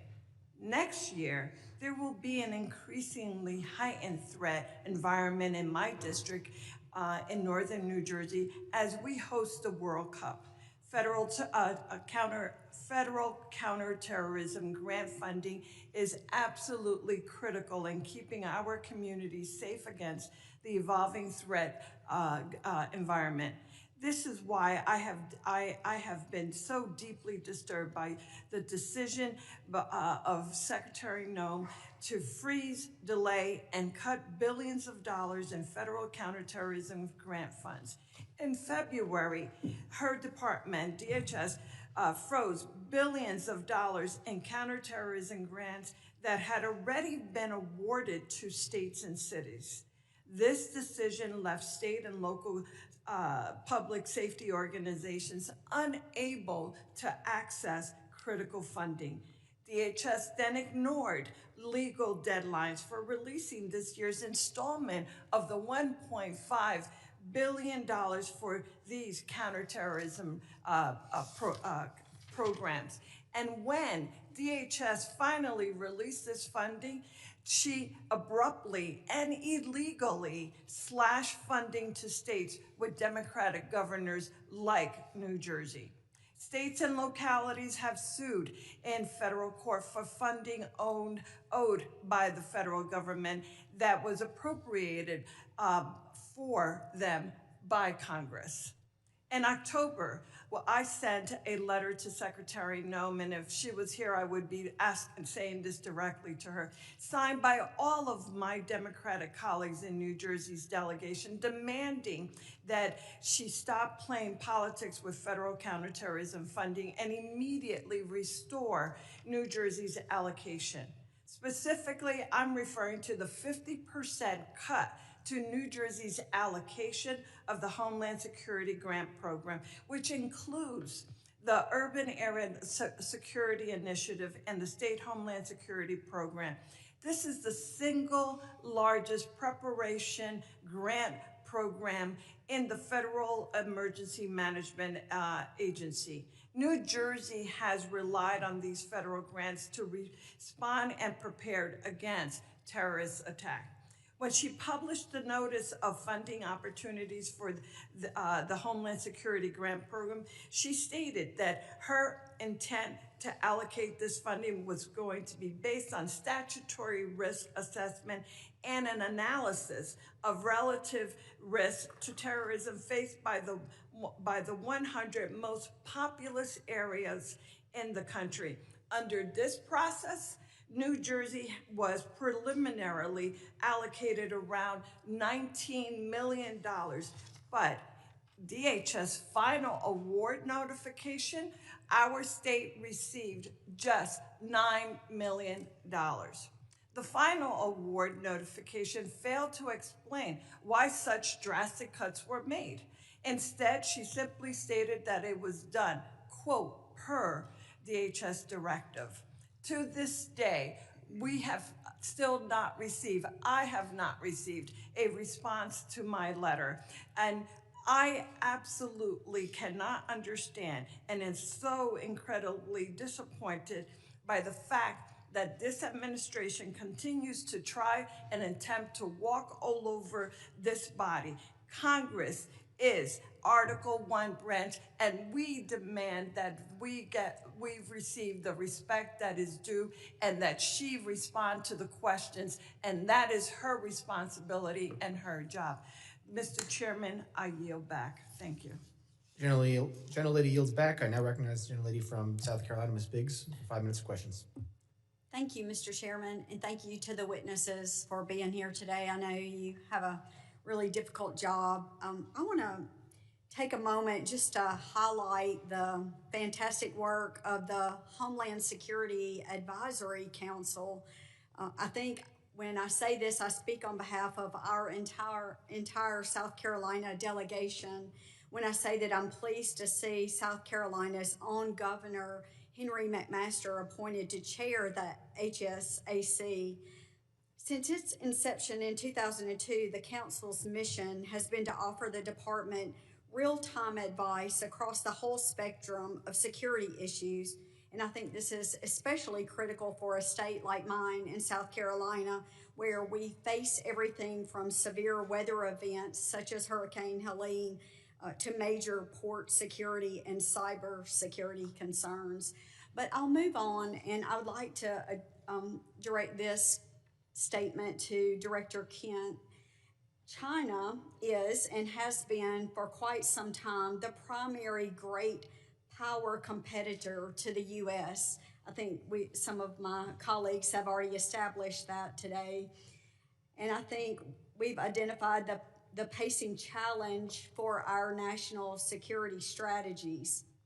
Chinese companies have made land acquisitions near sensitive military sites in the U.S., and Chinese researchers have engaged in espionage and intellectual property theft. Chinese national encounters at our northern and southern borders surged in fiscal year 24, and China remains the primary supplier of precursor chemicals contributing to American overdose deaths. So my question, Director, is to what extent do you see a nexus between China's destabilizing activities and the terror threat landscape in the United States? Thank you for the question. That's a very important topic, especially in terms of fentanyl and the precursors the Chinese Communist Party provides. Working directly with the cartels, we have agents of the Chinese Communist Party, some directly affiliated and some indirectly affiliated, that are working with the cartels to continue to change essentially the recipe of the fentanyl. Because as we designate these different precursors and they kind of fall off the market or become more regulated, these advanced chemists will then come into play, and they're the ones that provide the new ingredients, the new ways to manufacture fentanyl that kills American citizens. So this is something that we're looking at, in particular, the relationship between these Chinese actors and the Mexican drug cartels. Well, thank you so much. And sir, if you have any additional information, I'd be happy to hear. Yes, ma'am. Thanks for the opportunity. I think to your question is, if our country is destabilized, it creates a lot of vulnerabilities for us. And whether it be the fentanyl is what you're talking about here, it could definitely affect our national security. Regarding the fentanyl, one thing Director Patel recently did is we've recognized the challenge that fentanyl faces in the United States. And instead of continuing to address the symptom, look at the root of the problem. He recently went over to China, met with his counterparts in MSP, and they agreed to put 13 precursor chemicals on an export control list. And if we can prevent the chemicals and the precursors coming to the United States or into the, Mexico or anyone that puts together the fentanyl that comes into the United States, that can have a greater effect to reduce that threat to the United States. Well, thank you so much, and I appreciate you being here and hope you realize how important your work is. And I know the district, my 3rd district of South Carolina, is counting on you to continue that hard work. I yield back, sir. Gentlelady yields back. I now recognize the gentleman from Virginia, Ms. Walkinshaw, for 5 minutes of questions. Thank you, Mr. Chairman. I regret that Secretary Noem tapped out after 2 hours, but nonetheless, I want to focus on an issue that I think is really important. The misuse of taxpayer funds and the steering of DHS funds to politically connected firms tied to the Secretary's office, while hiding that activity from the American people. Secretary Noem has been criticized by members of her own party and by the Trump administration for being slow and ineffective when Americans actually need her help. Republican Senator Tom Tillis said she was, quote, slow off the mark in getting disaster aid out the door. A senior administration official recently told Politico that there was, quote, some fishy stuff going on with money at DHS. And the veto authority she handed to Corey Lewandowski over contracts and grants has delayed life-saving resources after disasters. So when it comes to helping disaster victims, she's been slow and ineffective. But when it came to spending money on her own image and then funneling that money to her friends and her political allies, she moved with remarkable speed. According to reporting by ProPublica, DHS obligated $220 million for an advertising campaign featuring her in staged, phony border imagery and featuring pictures of President Trump's private properties. That money, that taxpayer money, was routed through a newly created and secretive Delaware shell company. It was then secretly funneled from that shell company to a firm with direct political and personal ties to her office and her political operation. That firm is called the Strategy Group. This situation has all of the elements of political corruption. First, she invoked emergency authority to bypass competitive bidding. Second, she concealed the true destination of the money by routing it through a shell company, a red flag in any corruption investigation. Third, the firm that actually did the work, that filmed her attempting to herd cattle, has documented political and personal ties to the Secretary and her senior leadership. Fourth, her directive requiring personal approval of all contracts over $100,000 concentrated power in the hands of the very people tied to the firm that secretly received the work, her and Mr. Lewandowski. At the exact time this contract was executed, DHS was diverting investigators and resources away from child exploitation, away from child trafficking, away from illegal gun smuggling, yet somehow she found nearly $250 million to promote herself, and the money flowed to her political allies.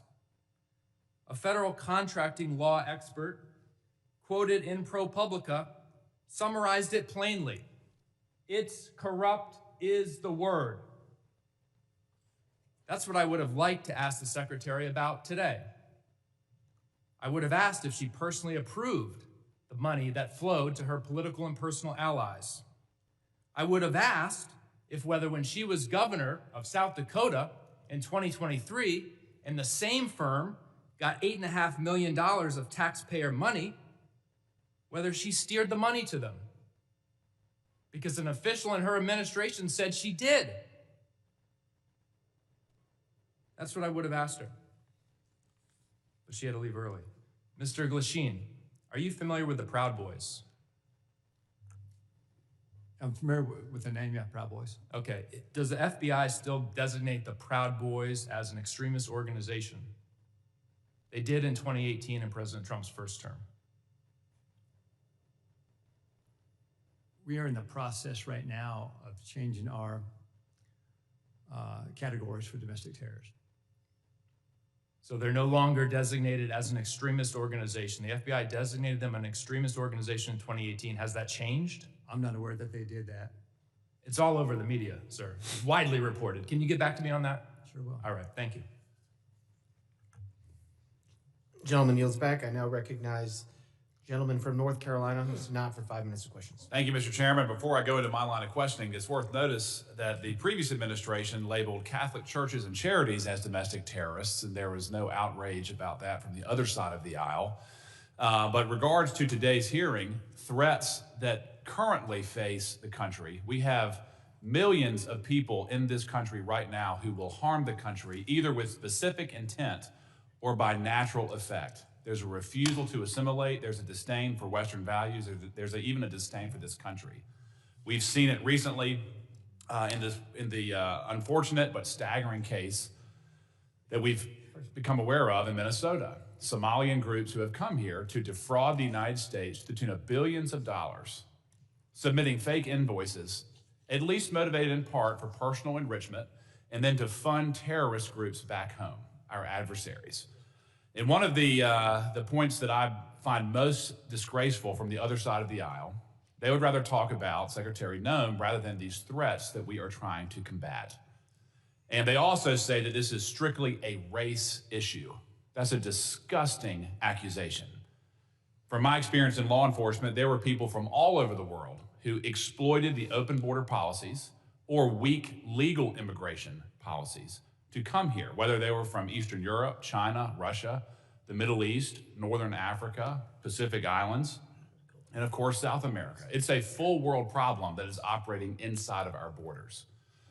So, Mr. Kent, let me just start with you. How can we programmatically identify, again, these threats that arrive at the point of millions of people who are here specifically harming the country? So right now we're in the triage phase. We've already identified 18,000 individuals who have ties to known suspected terrorists and terrorist organizations. So we're starting with them, working with DHS and the FBI to locate and deport them. But as you pointed out, it is a much bigger problem. We've had 2 to 2.7 million folks from Muslim countries, Muslim regions that have come into the country under Biden with minimum to no vetting.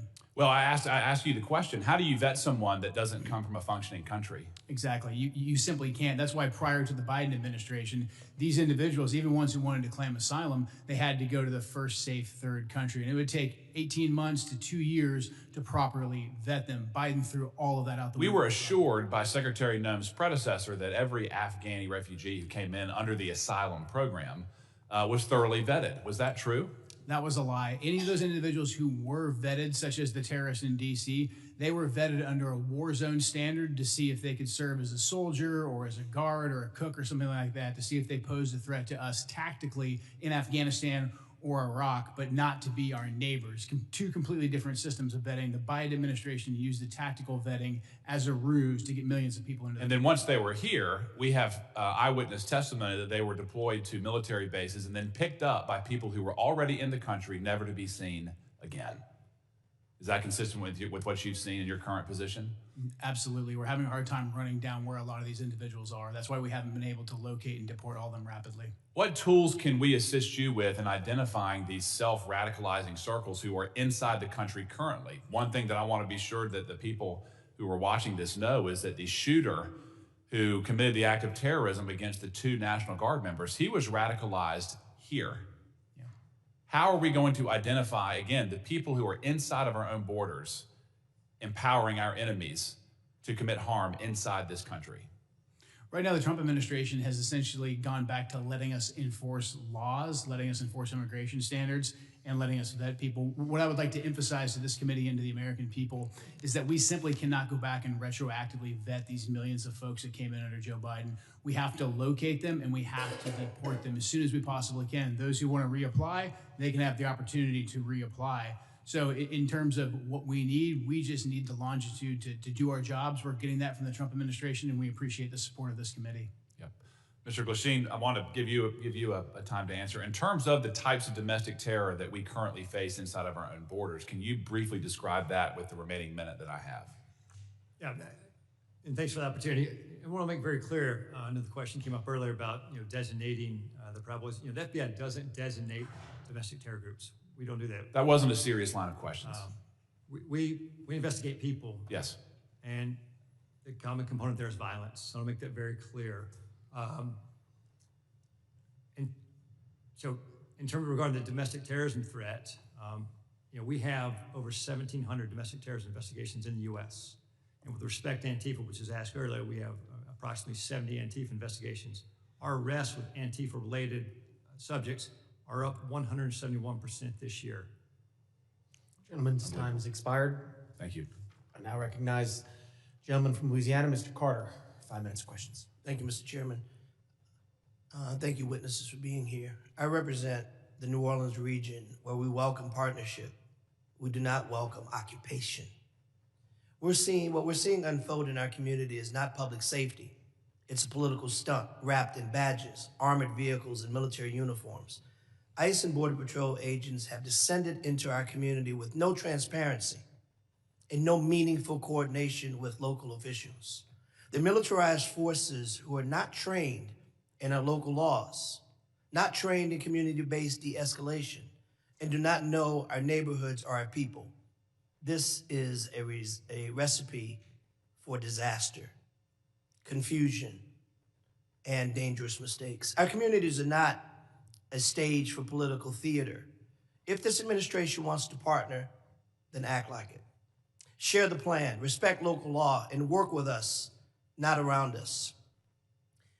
Unfortunately, Kristi Noem, our secretary, had to leave in the middle of a very important conversation to go and talk about dismantling FEMA, a discussion we'll have at another time that for the life of me, I simply can't understand why we would want to decentralize the Federal Emergency Management Agency, an agency that is needed more now than it was needed when it was first created, as natural disasters continue to happen more often than ever before in places it's never happened before. But nonetheless, if she were here, but she's not, I'll ask her chair.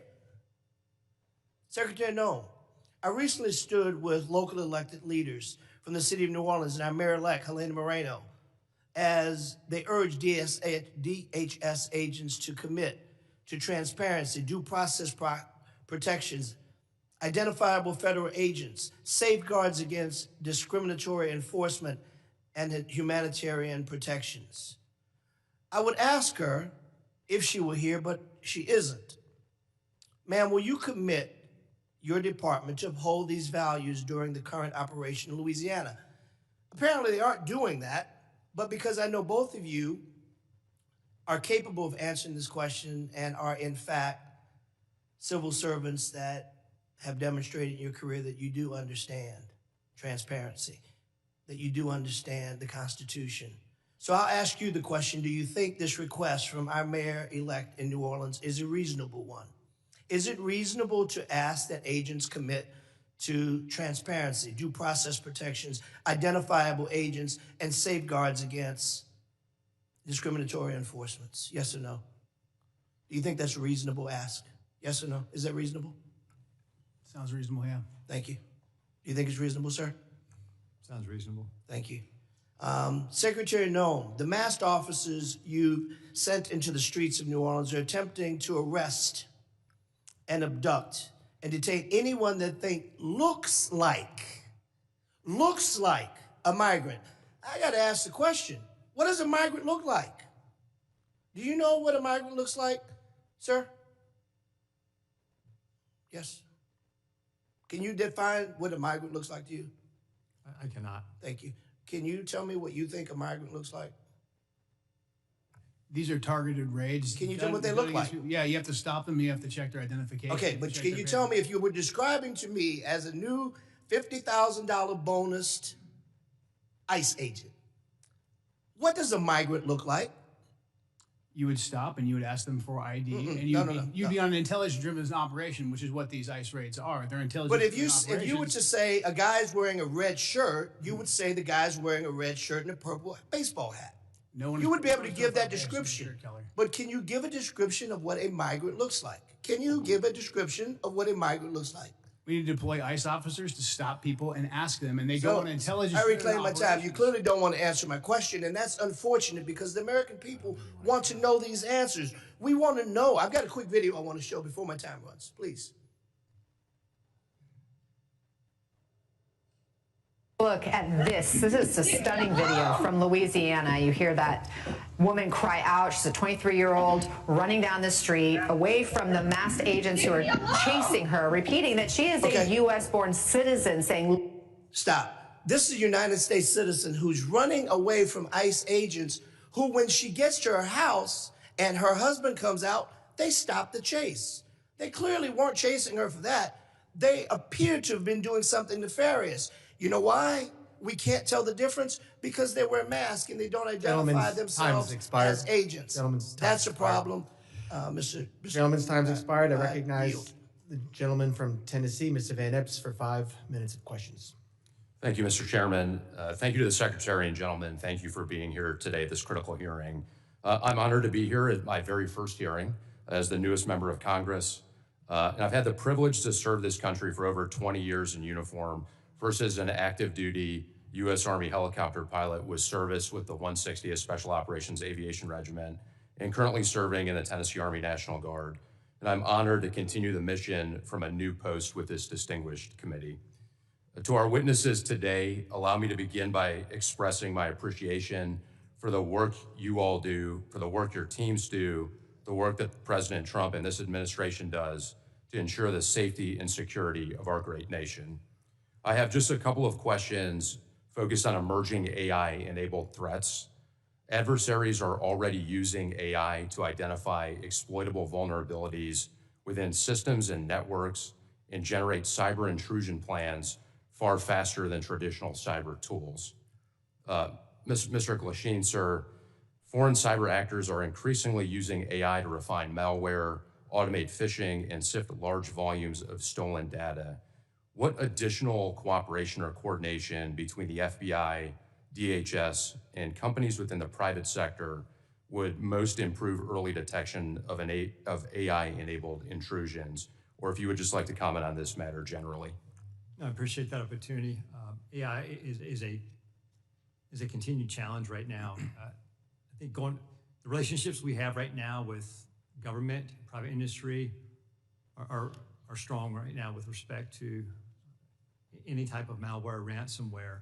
I think the CISA 2015 authorization that gives us the authorities, that's critical for the future success of that.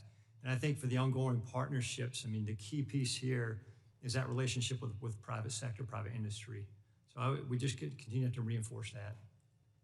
Thank you, sir. Director Kent, anything further you'd like to add on that from? No, AI is something we're closely monitoring. I mean, the ability for terrorists to breach language barriers and also to inspire people to conduct attacks and then give them AI-specific instructions, something we're monitoring carefully and very concerned about. Thank you, sir. Thank you both. I know you both spent your entire careers defending this country and greatly appreciate that, your service and sacrifice. Mr. Chairman, I yield back. Will the gentleman yield? Mr. Van Epps, can I have your time? Yes, sir. Mr. Kent, I want to talk to you a little bit about what we just had with Mr. Carter. I want to let you finish the answer about what an immigrant looks like, going back to my question, that there really is a wide variety of illegal immigration that has attacked this country. Just the gentleman yield to the gentleman? Yes, sir. Okay, so this is the correct time that the gentleman had left? Yes. Okay, the gentleman's recognized the remainder of Thank you. Time. If you want to finish your answer, I'd be happy to yield you the time. Thank you. He answered it. He said he didn't know. We've had 15 to 20 million illegals come into this country since Joe Biden took office. And so we have to stop individuals and we have to ask them for identification to determine if they are here legally. That's what you're seeing in those ICE raids. And in regards to the toll that illegal immigration has taken on this country, are you aware, sir, that in the last 25 years, more Americans have died because of drug overdoses than the entire country's military combat history? Yes. 250 years of military casualties is about 10% less than the overall deaths of the last 25 years of drug overdoses. Are you aware of that? I'm aware of that, and that's why I was glad to see President Trump designate the cartels that bring that poison into the country and kill hundreds of thousands of Americans, designate them as terrorists so we could stop them and aggressively target them. Does fentanyl discriminate on race? It does not. Or does it affect every single person, every single community, every single neighborhood that it enters? Every single person, yes, absolutely. I find it quite alarming that we do not have even a minuscule percentage of the outrage that we have seen from the other side of the aisle as it relates to the plight that Americans have undergone because of illegal immigration and its harms than we do today when you all are trying to enforce the law. From our side of the aisle, again, I thank you. I hope you'll come back. This is a worthwhile conversation. It's a needed conversation. And Mr. Chairman, I yield back. Gentleman yields back to Mr. Van Epps. Mr. Van Epps, do you yield? Mr. Chairman, I yield.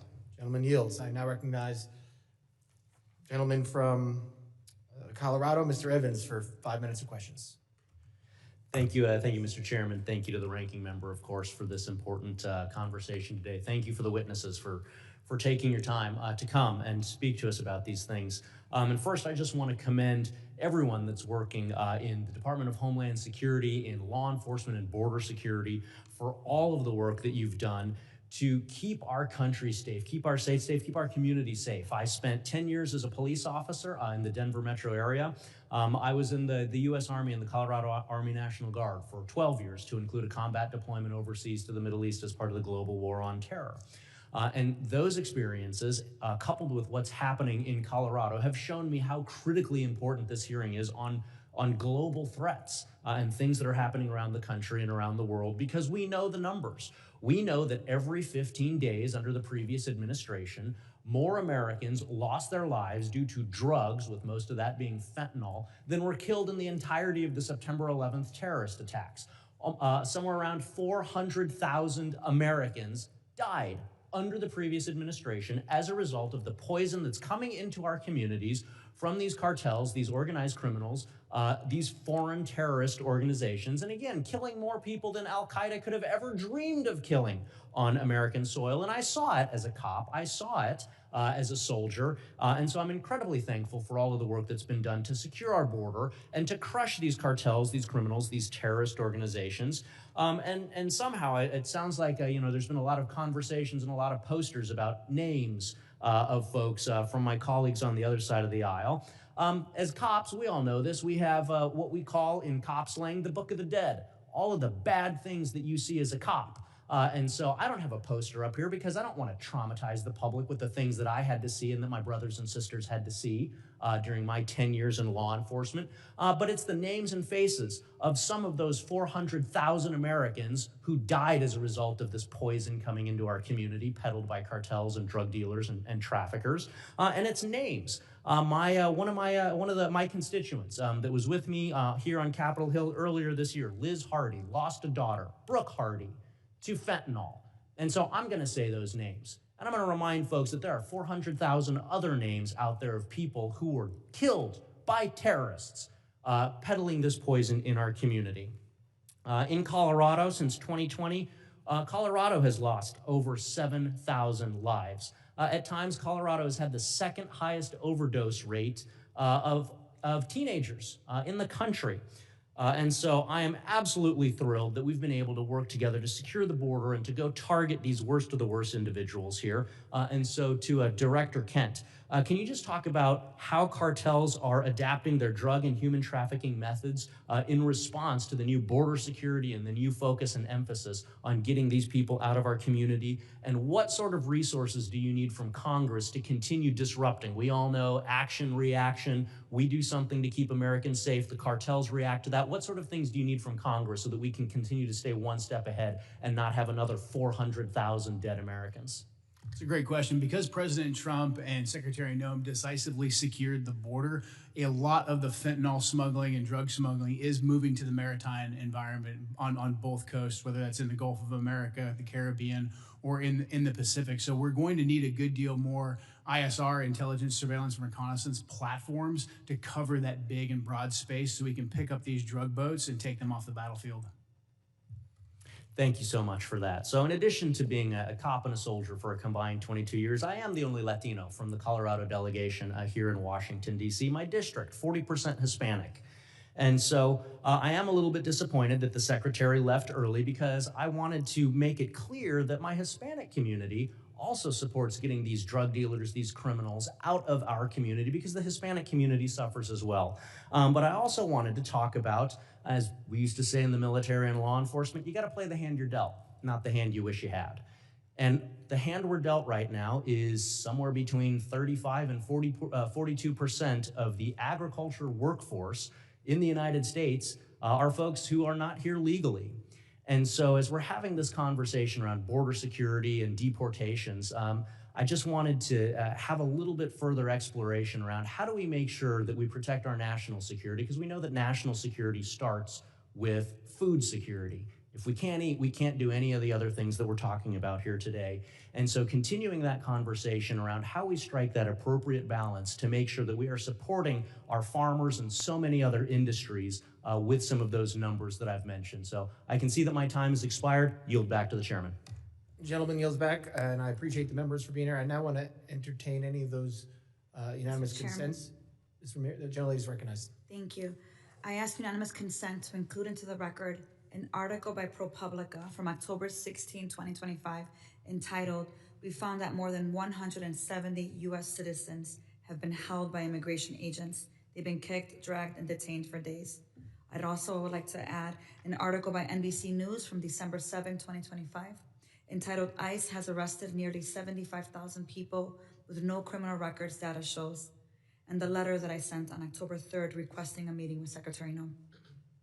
Without objection. Can I do one more? I'd also ask for unanimous consent to enter into the record an article from USA Today, December 2nd, titled, "Trump Pardons Cocaine Kingpin Who Ruled Honduras." Without objection. Thank you. And last one, I'd like unanimous consent to be entered into the record a letter dated today, December 11th, after the conversation with the secretary, with dates of availability in order to be able to meet with Secretary Noem. Without objection. Thank you. Gentleman yields. Any other? Mr. Chairman, I ask unanimous consent to enter record. Gentleman's recognized. You know, we've heard over and over again that Border Patrol would only target those people that were, in fact, dangerous criminals. We've seen since the time in New Orleans that less than 1/3 of those have been detained have been criminals. I'd like to submit in the record this article by the AP, which demonstrates the statistics that clearly show that these agents aren't, in fact, going after hardened criminals, but people who look a certain way. Mr. Chairman, I have one other item that I'd like to also show over and over again. DHS will be targeting dangerous criminals. And here's a second article that demonstrates, in fact, that the people that they're picking up, many of which are, in fact, U.S. citizens because they look a certain way. The central theme that I'm offering in these unanimous consent articles is you cannot singularly identify a place or a person of origin by the way they look. Our Constitution protects us from that. This is a gross miscarriage of justice. Without objection. Gentleman yields. Closing. Gentleman, it's recognized. Thank you, Mr. Chairman. Mr. Chairman, this secretary abandoned her duty to testify at this committee hearing, and refusing to answer our question is unprecedented. No other secretary, even those under threat of impeachment, have just gotten up and walked out of a hearing when nearly half the members haven't even asked questions. On one level, you can't be surprised because she's failed to answer our letters and other requests for information. Secretary Noem did not even want to appear at all today. To add insult to injury, I'm told that when she left, she did not leave the building. She went to the anteroom. Furthermore, to ostensibly go to a FEMA council meeting for 1 o'clock. I understand on good information that the FEMA council meeting was canceled. So there was no need for her to go. She was a liar with no respect for congressional oversight. She joined FBI Director Kash Patel in telling the U.S. House Committee on Homeland Security to pound sand by getting up and walking out in the middle of the hearing. We were told that she'd be here until 1 o'clock, but she left significantly early. This is embarrassing display from someone who can't take the heat, is disrespectful to the committee and the Constitution, the separation of powers. But again, what else can we expect from an administration led by a man who sicked a mob on the Capitol on January 6th? Mr. Chairman, because the secretary walked out of the hearing, I move that this committee subpoena Secretary Noem back to continue her testimony. Thank the gentleman. I yield back. The gentleman yields back. Mr. Chairman, I move to table the motion. Gentleman moves to table motion. I thank the gentleman for that motion. Now, continue.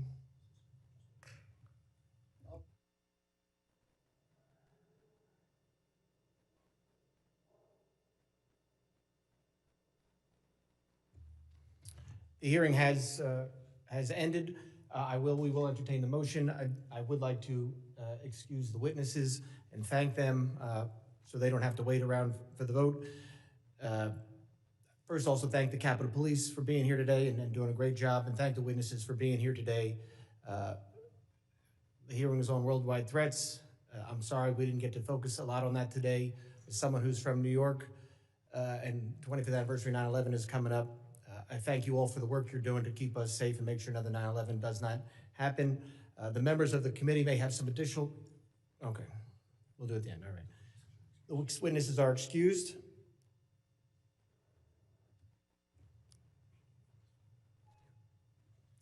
And on the motion to table, all those in favor say aye. Aye. Aye. All those opposed? Nay. The ayes have it. Mr. Chairman. Yes. I I guess we're gonna have to ask for a recorded vote on that. A recorded vote has been requested. The clerk will prepare the roll.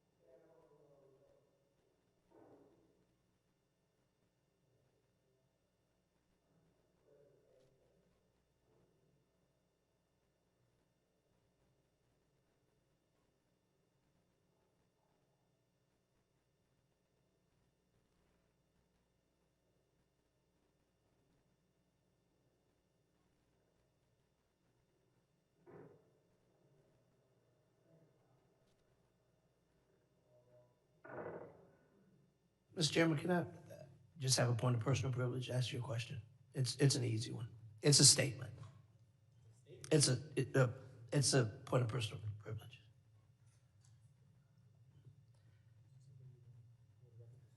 Yeah, I do. I'll be very brief. And this is bipartisan. I promise you. I think the fact that the secretary left prematurely is not only a disrespect to you as chair, but to the entire body. I think the fact that this secretary, at your request, and the hurdles you had to go through to get her here, to leave prematurely for a meeting that was canceled, that really did not hold the weight that she suggested because it never happened.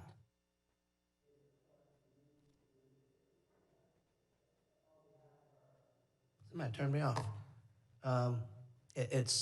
I apologize to you, my friend. You deserve better. Thank you, gentlemen. Yield back.